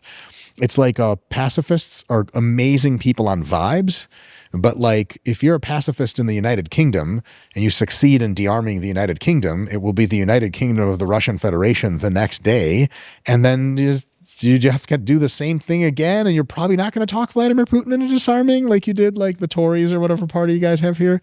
So it's one of these things where is AI new and totally different and totally amazing? Yes. Are any of the game theoretic problems fundamentally different from a network security and physical security architecture perspective? No, I think they're roughly the same. Many of your clients and customers, for example, they can now go on ChatGPT and they can say, I'm taking, TRT, I'm taking this supplement stack, I'm taking all of this stuff, and it'll do something that was very difficult before. So before they might have gone on examine.com, or they might have... Great website. Yeah, they might have looked at the medical literature and so on. And there were all sorts of forums where, experts, even Reddit, like they say, okay, well, this is a little bit worrying. This has got a half-life. This thing interacts with that. This thing gets like digested by this enzyme in the liver. So you probably don't want to take this thing with this thing. Do you think that this is actually a better place we're in now where folks can just go to ChatGPT? They don't have to go to experts like yourself. They don't have to ask their doctors. What do you think? Immeasurably better that people have ChatGPT and Gemini, because knowledge, understanding, and positive effect on your life is always and everywhere marginal. It's better to have more than less. People who say it's, a little knowledge gets you into more trouble than a lot of knowledge. Like, no. Actually, the real claim is thinking you have a lot of knowledge when you have a little knowledge gets you into more trouble than having much less knowledge, but knowing you have less knowledge. And so even if ChatGPT doesn't render perfectly good drug comparisons or something, sure shit better than bodybuilding.com forums, as great as they were for their time, it's still excellent, cultural refuse for us to laugh at. But it really, ChatGPT, like I ask my ChatGPT instance all kinds of drug interaction stuff and all kinds of like, hey, vibes wise, like I know a lot of this stuff, but I would like a second opinion from an expert system that has read every piece of relevant medical literature prior to the 2025 last update. And it's insane. Of course I want that shit. It's a huge unlock. Yeah, search 100%. And Tim, to your point earlier about like, AI is not as far along as we would like it to be, et cetera. That is my daily job at RP, is to dream of agentic systems that could run our app suite and have the engineers tell me we don't have systems like that. The long-term memory coherence is shit. Context window is shit. Real life grounding doesn't exist, so it can tell you to do an exercise that it hallucinated and is actually never done. Somebody, I think actually maybe Andre Karpathy again, made one of those new cool Gemini 3 Pro, Nano Banana Pro graphics. And it's an exercise chart. And I looked at it and it was like something that to the untrained eye looks like a good exercise program. It is something to the untrained eye, something that to the trained eye looks like a fine exercise program, and something that to Jared would look like there are like these big gaps of like you forgot an entire muscle group in the lower body, and you have two redundant exercises there. And so it looks dope, but would I trust it for like planning an actual workout progression for me and adapting to my needs? Not yet, which is why we still have a software company. None at the same rate. Is it better than if you were just training with your friend in high school? 10 trillion times better, because your friend in high school could not render a graphic like that, nor did he know where the hamstrings were in the human body. Like just one-to-one comparison. If I'm on a plane having a medical emergency and there's no doctor because they've already signaled for a doctor, well, there's an NP. Okay, I'm using the NP. I'm not using one step down the nurse, and I'm not using another step down random person on the plane who says, oh, I'm an EMT, or a random person on the plane who's like, I think I can help. I'm using what we have available. And the next best thing would be the NP. The NP sitting next to me, okay, that person's going to help me. I'm not going to the random person. So it's the same thing with like having the ChatGPT and thing like that at your fingertips. Better than what we had, and I think it's better for most people. Yeah.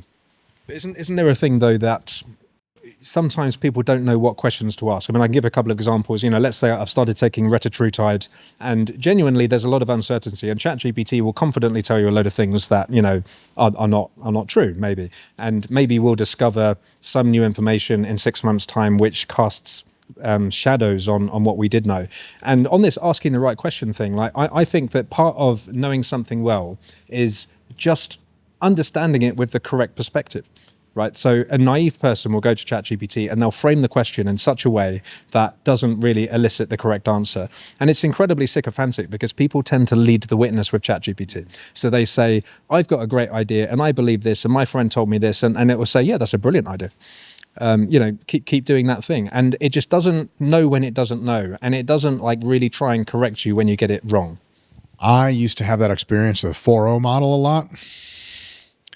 Then I had the 03 research preview, and I found it to be insanely disagreeable, almost to a fault. Like it would be like, that's not true. That assumption is stupid. And I wouldn't even be asking that question. And I was like, motherfucker, I came here for good vibes. And I would debate it incessantly and eventually into the ground. And it would like callously concede at the end. And like, yes, you do make a good point, but I would still point out that blah, blah, blah. And I was like, fuck you. And so GPT-5 is a synthesis of models, but as the OpenAI people tell you, it's not a true synthesis yet. They're working on it. The personalities between the just ping the LLM, GPT-5 regular, and the GPT-5 thinking, it's absolutely 04 under the hood or 03 or whatever it is, with a little pixie dust on it, because it acts like a different entity. Now, by the time this recording is released, that could very well be a solved problem.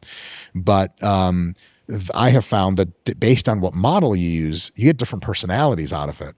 And so for real serious questions, I used to go to O3 and now go to GPT-5 Pro or Thinking. That thing is not psychophantic. And if that's psychophancy, I need more nice people in my life. Holy shit.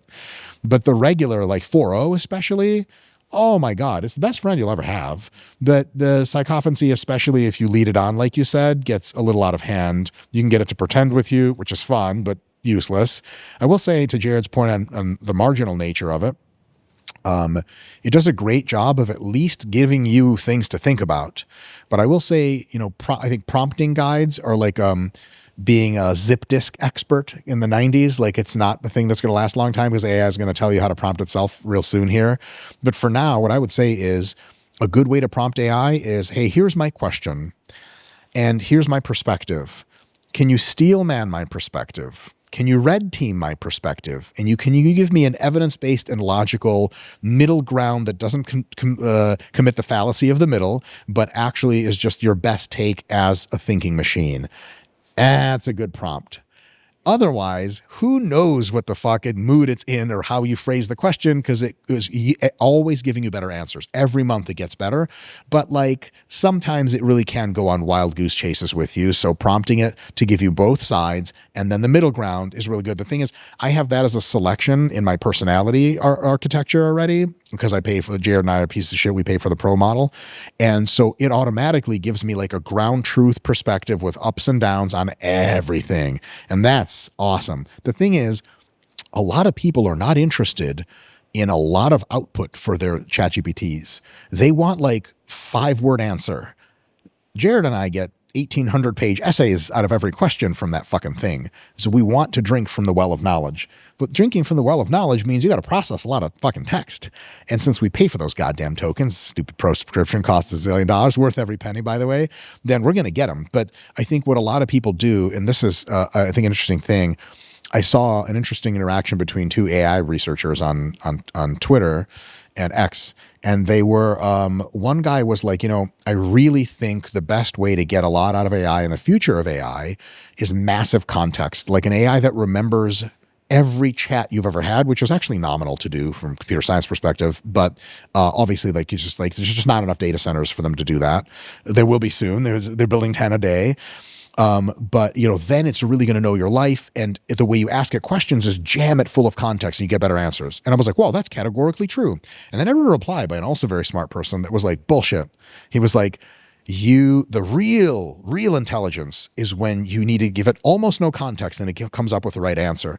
And the thing is, on Vibes, his reply was really cool because it's like, man, a really brilliant person. Like if you tell Jared, like, hey, I want to prep for bodybuilding show, will you be my coach? He's just going to cut you off and be like, I'm going to do the intake myself. I'm going to ask you not so many questions, believe it or not. And then I'm going to render my expertise. You're going to do great. That's cool. But Jared has a lot of embodied knowledge, a lot of context already.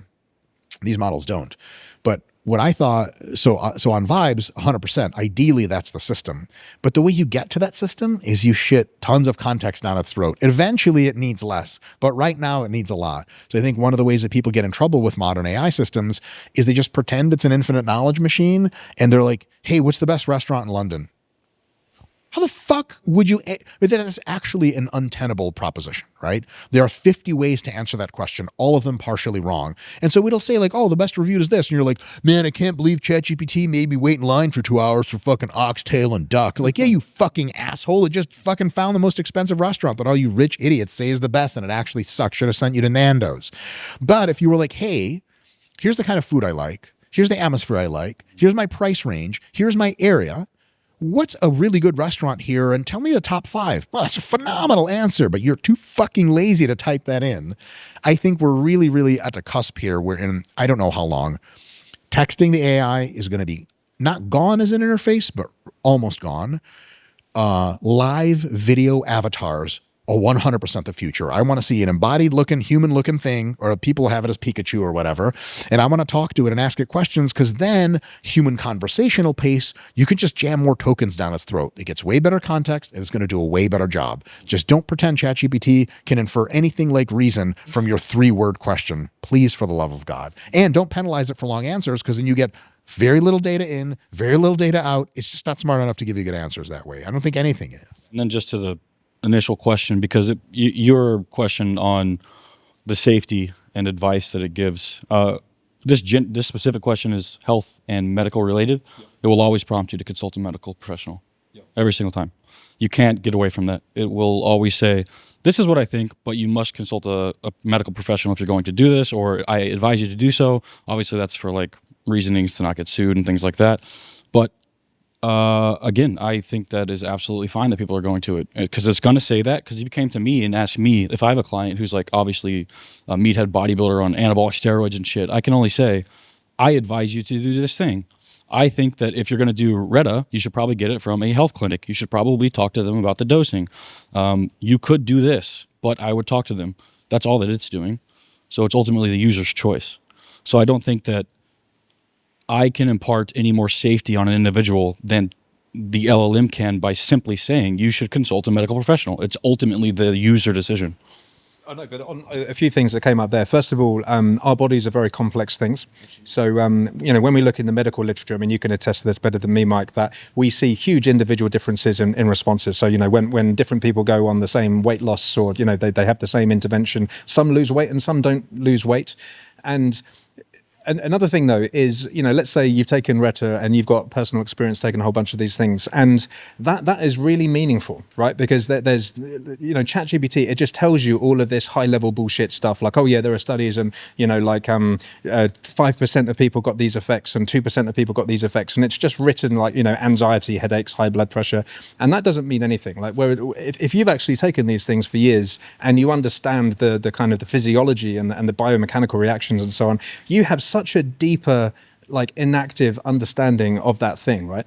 And the other thing that you said, Mike, which is interesting, is I'm a big believer that ChatGPT is a miraculous technology for experts like you, right? So you already understand this stuff at a high resolution, and when you query it, you ask for information at a high resolution. I bet when you're on ChatGPT, you probably say think deeply at the end of every prompt, don't you? I don't have to anymore because I just hit the deep thinking function. But what I will say some version of that if I really need it, for sure. Or I just turn on Pro and it just goes off for 15 minutes. But what I do is actually more specific than that. I tell it how to think deeply. I'll say like red team, steel man, extract top 3 things, reiterate red team, steel man, do 5 cycles of that, then come back to me. Sometimes it won't, so I'll have to reprompt it 5 times. It's workflows. One prompt is cool. Workflow. I have a thread of 50 reprompts, then I get what I want. Then I take that information, I throw it into another instance, have it red team the fuck out of that. And then what I get after about an hour of that is like, whoa, I really know the subject now. Fuck yeah. One prompt, man, that's not going to do it. 100%. But just quickly, you're kind of proving my point, though, because you're saying that it doesn't understand and you've had to develop this adversarial strategy to make it make sense. It's a wonderful tool, right? So when folks in Silicon Valley, they're experts in AI and software engineering, and they use it and they know how to frame the questions. They know not to trust the results. They know not to lead the witness. They know to like take things out of context and try it in another language model and red team it. That's because they're domain experts. When you see people on LinkedIn use ChatGPT and you see what they post on LinkedIn, what tends to happen is it gives them a weird sense that they understand things outside their domain of expertise, and they start confidently posting about it. And to an expert observer, it's incoherent, right? And that's what slop is. Like, they've just posted stuff that they don't understand, that doesn't make sense, that is completely wrong, and they're making themselves look like idiots. So it's a wonderful technology to folks like you, because you already understand the domain and you're like, yep, no, yep. It just makes sense. I would say that, again, its intelligence is marginal. So I would say that it's better off everyone talk to ChatGPT than not. Experts get more out of ChatGPT than non-experts, for sure. Unfortunately, for a lot of the things I'd really like to talk about it doesn't have the ability to do recursive deep thinking and critical analysis such that it will regurgitate ideas other people have had.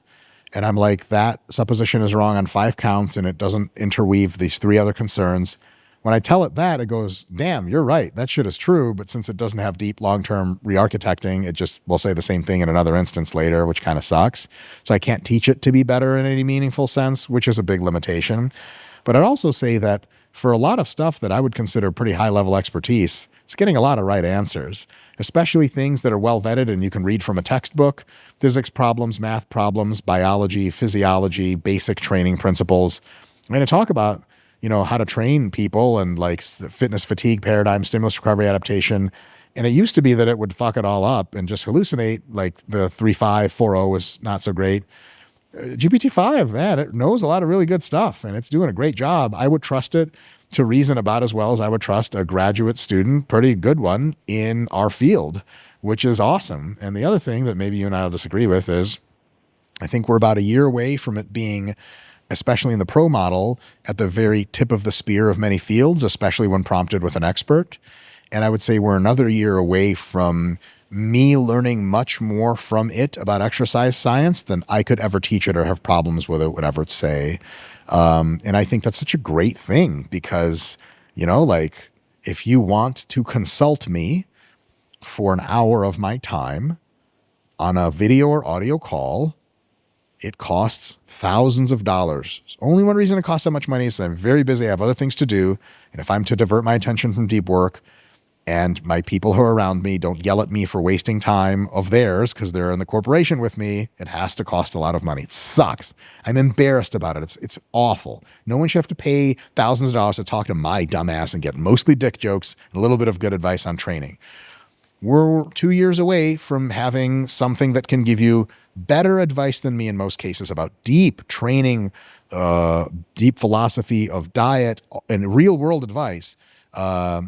I think that's like unbelievable. Unbelievable. Fuck yeah. Put me out of a job. I'll get another job. You know, like I've got a thriving OnlyFans I can't wait to get into. Yeah, and to the slop concept, I just think that that's always happened anyway. Like we're always in our field debating naturalistic fallacy, debating things that people might come and say that they're truly confident in, even before AI, whatever it may be. It's always been up to the person to vet experts.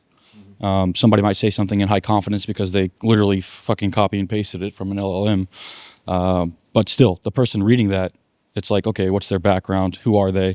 And it's always been, even especially since social media has come to, I've debated probably 100 Karen moms who think that GMOs are bad and all kinds of shit like that. But it even before AI. So you just have to be able to vet the expert and know enough about the topic to at least like know who in the field knows what they're talking about. Yeah. The good thing about it is you can supervise it off the tail. And this is good and bad, right? So you can say, well, in my specific situation, I actually have I have headaches and like when I wake up in the morning, you know, like I get restless legs and then I happen to be taking lion's mane and I happen to be doing this. And what you can do is you can explore a very unique part of the search space that probably doesn't exist online. But the problem is then you need to have the judgment to interpret this information in the right way. And I've read good and bad. Like I've seen stories online where people have diagnosed Lyme disease or like chronic fatigue and all of these things, and they've got really, really valuable information. You know, you need to take these antibiotics, you need to do this, you need to do that. But unfortunately, with increasing regularity, you also get people that just self-diagnose themselves with things that don't exist and they just delude themselves, and it's very, very concerning. But they've been doing that without ChatGPT for forever. And it's just marginally better to have it. Because also it's very concerned for your safety. So it'll probably not going to tell you to do crazy shit. As a matter of fact, so like I talk to it a lot about using drugs that are like gray market drugs. They're not illegal, but they're not available with a prescription yet. They're unlicensed. And so like almost always what it tells me at the end is like, now I'd be really careful. So here's the thing. I'm like, hey, I'm looking for if Ligandrol is the real deal. New drug, doesn't get prescribed, not approved, well vetted in human trials, has liver downsides, but all the other anabolics have 50 times worse liver downsides. So I'm trying to see if I want to take some. Can you scour the forums for me and see what the vibe is on like what dosage is like an insane dosage and what dosage is reasonable and what dosage is like for sure, almost certainly safe. It'll tell me that if I really pull at the fucking thing. But for a while, it's just like, no, here's what we saw in clinical trials. I'm like, motherfucker, I'm not talking about clinical trials. I'm talking about 10xing the shit like we do with all the drugs. Because in bodybuilding, you look at clinical trials for oxandrolone, which is an anabolic steroid, and it's 5 milligrams. I don't know anyone in the pro level who's not running like 50 or 100 mgs of draw. Like, that's just what you do, right? And so I'm like, but seriously, like think with me here on inferential grounds, conceptual grounds, scale the liver damage data, work with me and pull at it and be like, listen, I'm an expert. I know what I'm doing. I'm not going to go out and just take this stuff. I want you to fill my knowledge cup for me. And I'm really careful. It goes, okay, fine. Fuck you. Here's all the shit. And at the end of that, it goes, please make sure to be safe and blah, blah, blah. I'm like, fucking God, these are imperfect things. And they have downsides because people get psychophantic. They get bad advice. But I'll tell you what, man, I take GPT-5 over, no offense, just a joke, Karen down the street with her natural cures any fucking day of the week, because at least it's scientifically literate and it almost never falls for formal and informal logical fallacies. Whereas humans, holy shit. And another thing I'll say is, you said about embodied experience and all that stuff. If I had to sum up in language, formal knowledge, what I have embodied from all the drugs I've taken, man, it's like a short book, probably. It's not that much stuff. Whereas ChatGPT has read every Reddit post experience, and some of these posts are fucking books of their own. You know, the people that like not overshare, but they're like, here's my experience with semaglutide. And you're like, oh my God, this is like a live journal. It's read hundreds of thousands of those. And so, man, it knows probably more embodied experience than I do secondhand. And I've trained a shitload of clients. It's read the logs of way more people than I've ever trained. And so I don't know who really knows more about what'll work better for real people. I think we don't answer that question. I think it's a team. Human plus AI is a killer app. Human without AI, AI without human, usually damn good and getting better, but can still make those kinds of mistakes that you ascribe to it that are like, oh, it's hallucinating again and it's never been in a human body. And so it doesn't know what it's talking about. Kind of when I heard you guys talking back and forth about the knowledge thing in the beginning, was my sort of thought process over there was, it technically has more knowledge than all of us, and it has less clouding of judgment because we have emotions and, again, the wetware. But it takes the drive that comes from our emotions.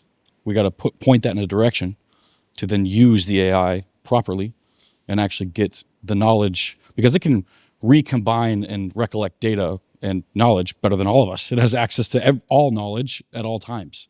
We do not. So, but we have drive and we have the emotions that's set our hearts on fire to say, and we want to put it somewhere. That's why you have the podcast. That's why we have the YouTube. We want to help people and things like that. So if we can combine the two, like he said, it's just co-agents together. It's really cool.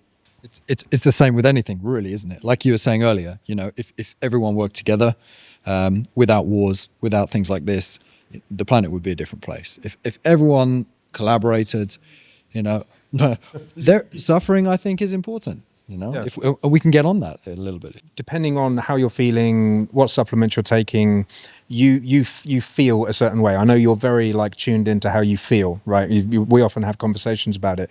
And this affective experience, I don't think we should diminish it. I think that we know our own bodies better than anyone, and we know how our bodies are reacting. And obviously, at various points in our life, we're more and less tuned into how our bodies feel. But I don't think you can just reduce that to a bunch of text on a monitor. Yeah, I don't think so. I certainly don't think so. But I guess if you have enough data of enough humans with enough feelings and enough emotions in these certain situations and these certain types, surely that will collate to a good enough amount of information to give a good enough result from what they're asking. Well, that's what Mike thinks. Yeah, I mean, isn't that what knowledge is anyway? Isn't knowledge just a collection of people and time and all of this thing over many years, put into an AI essentially? It is, but that's coarse-grained knowledge. Yeah. So it's a cartoon. Yeah. It's very good. It has predictive power. It tells you lots of things, right? But unfortunately, we are all different, right? And we track with those coarse grainings, but not exactly. I think there's something much deeper than that. Is there a way where it can always, maybe not always, but it can always get to a point with enough data? Yes. A vast amount. That's what I was going to ask you as well. If its predictive power is so good that it is now accurately predicting what you're going to say next. But it never will be. So there's this concept it's actually came from economics called Knightian uncertainty. So you've got the known knowns, the the known unknowns. The unknown unknowns is the Knightian uncertainty, and so the world is like a non-stationary, dynamically evolving place. And I mean, you even said this on Liron's podcast, no one has a fucking clue what's going to happen in the future, even tomorrow, let alone in 10 years' time, because there's just so much chaos. A butterfly flaps its wings in the southern hemisphere and causes a storm somewhere else. So, there are pockets of regularity. It is predictable to a certain extent, but it's just so much more complicated than that. The idea is to be able to predict everything. We're a small way on our way to that as humans with our intelligence. With AI, our reach will extend more. what artificial superintelligence will be able to predict will to us look like magic, but to it look like it's going to know like, this isn't that great. But for humans, it's easy. Like the shit you can predict that your dog is highly impressed that you know when your wife is going to come home, but she texted you and you just had no idea the dog doesn't know how that works.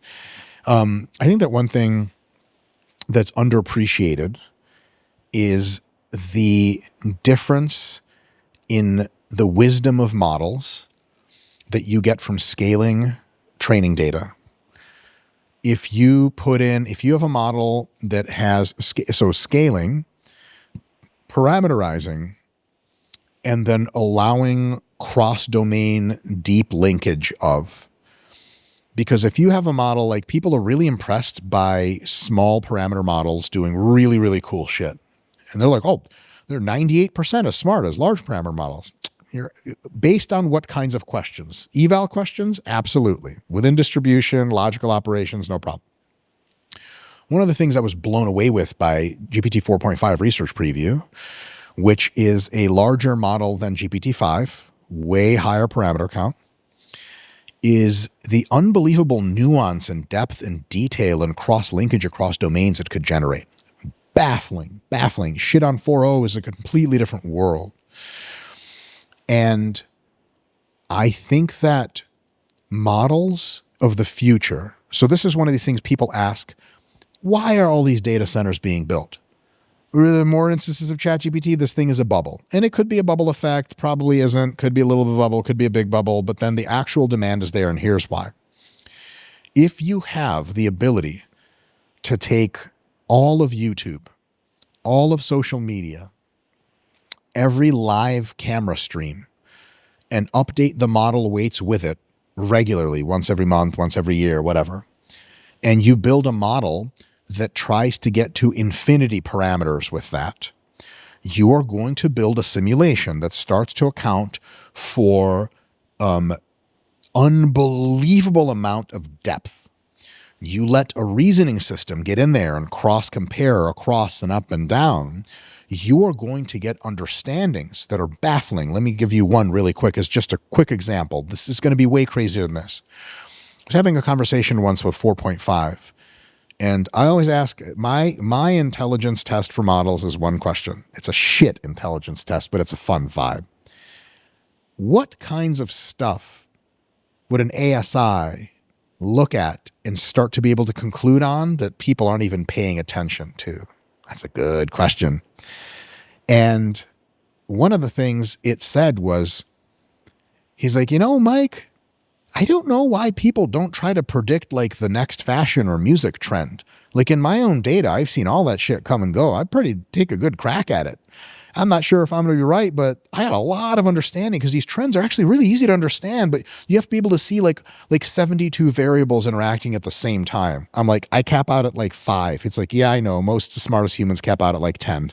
And I'm like, you're just like cross-domain linkage abilities just left everyone behind. It's like, yeah, it's just the nature of my neural networks, how I do things. And I was like, so what happens when we have a system that can do 1,000 cross-variable comparisons and is trained with 3 orders of magnitude more data than you, and it's visual data? It's like, yeah, like you can say, I would like a very enthralling movie with a female heroine and a male hero meeting in London. And it's an hour and a half and it's got a lot of James Bond vibes. And in whatever 30 minutes, it'll render a 1.5 hour movie that is absolutely so goddamn good. Because what makes a good movie, if you've seen every movie ever and really through high parameter count distill down to what makes a good movie, is a nominal task to ask of an AI. That's the kind of shit that even if we don't get to crazy super intelligence or whatever, just on today's linear trajectory, in 2029, I'll be watching a lot of my own AI movies that I make. And because it's like, it's a necessarily solvable problem. There's no limit to that problem. How many data centers do you need and compute power and AI chips I'm on the train and I want a movie that lasts 27 minutes until my stop, and it's about these 3 things, and I want it rendered in about 30 seconds. I mean, fuck, like 100 times the number of data centers and 50 times the power of AI chips. So when people say like, oh, this investment's crazy, like, no, it's still not enough. It's not enough by an order of magnitude. That's my opinion on the matter.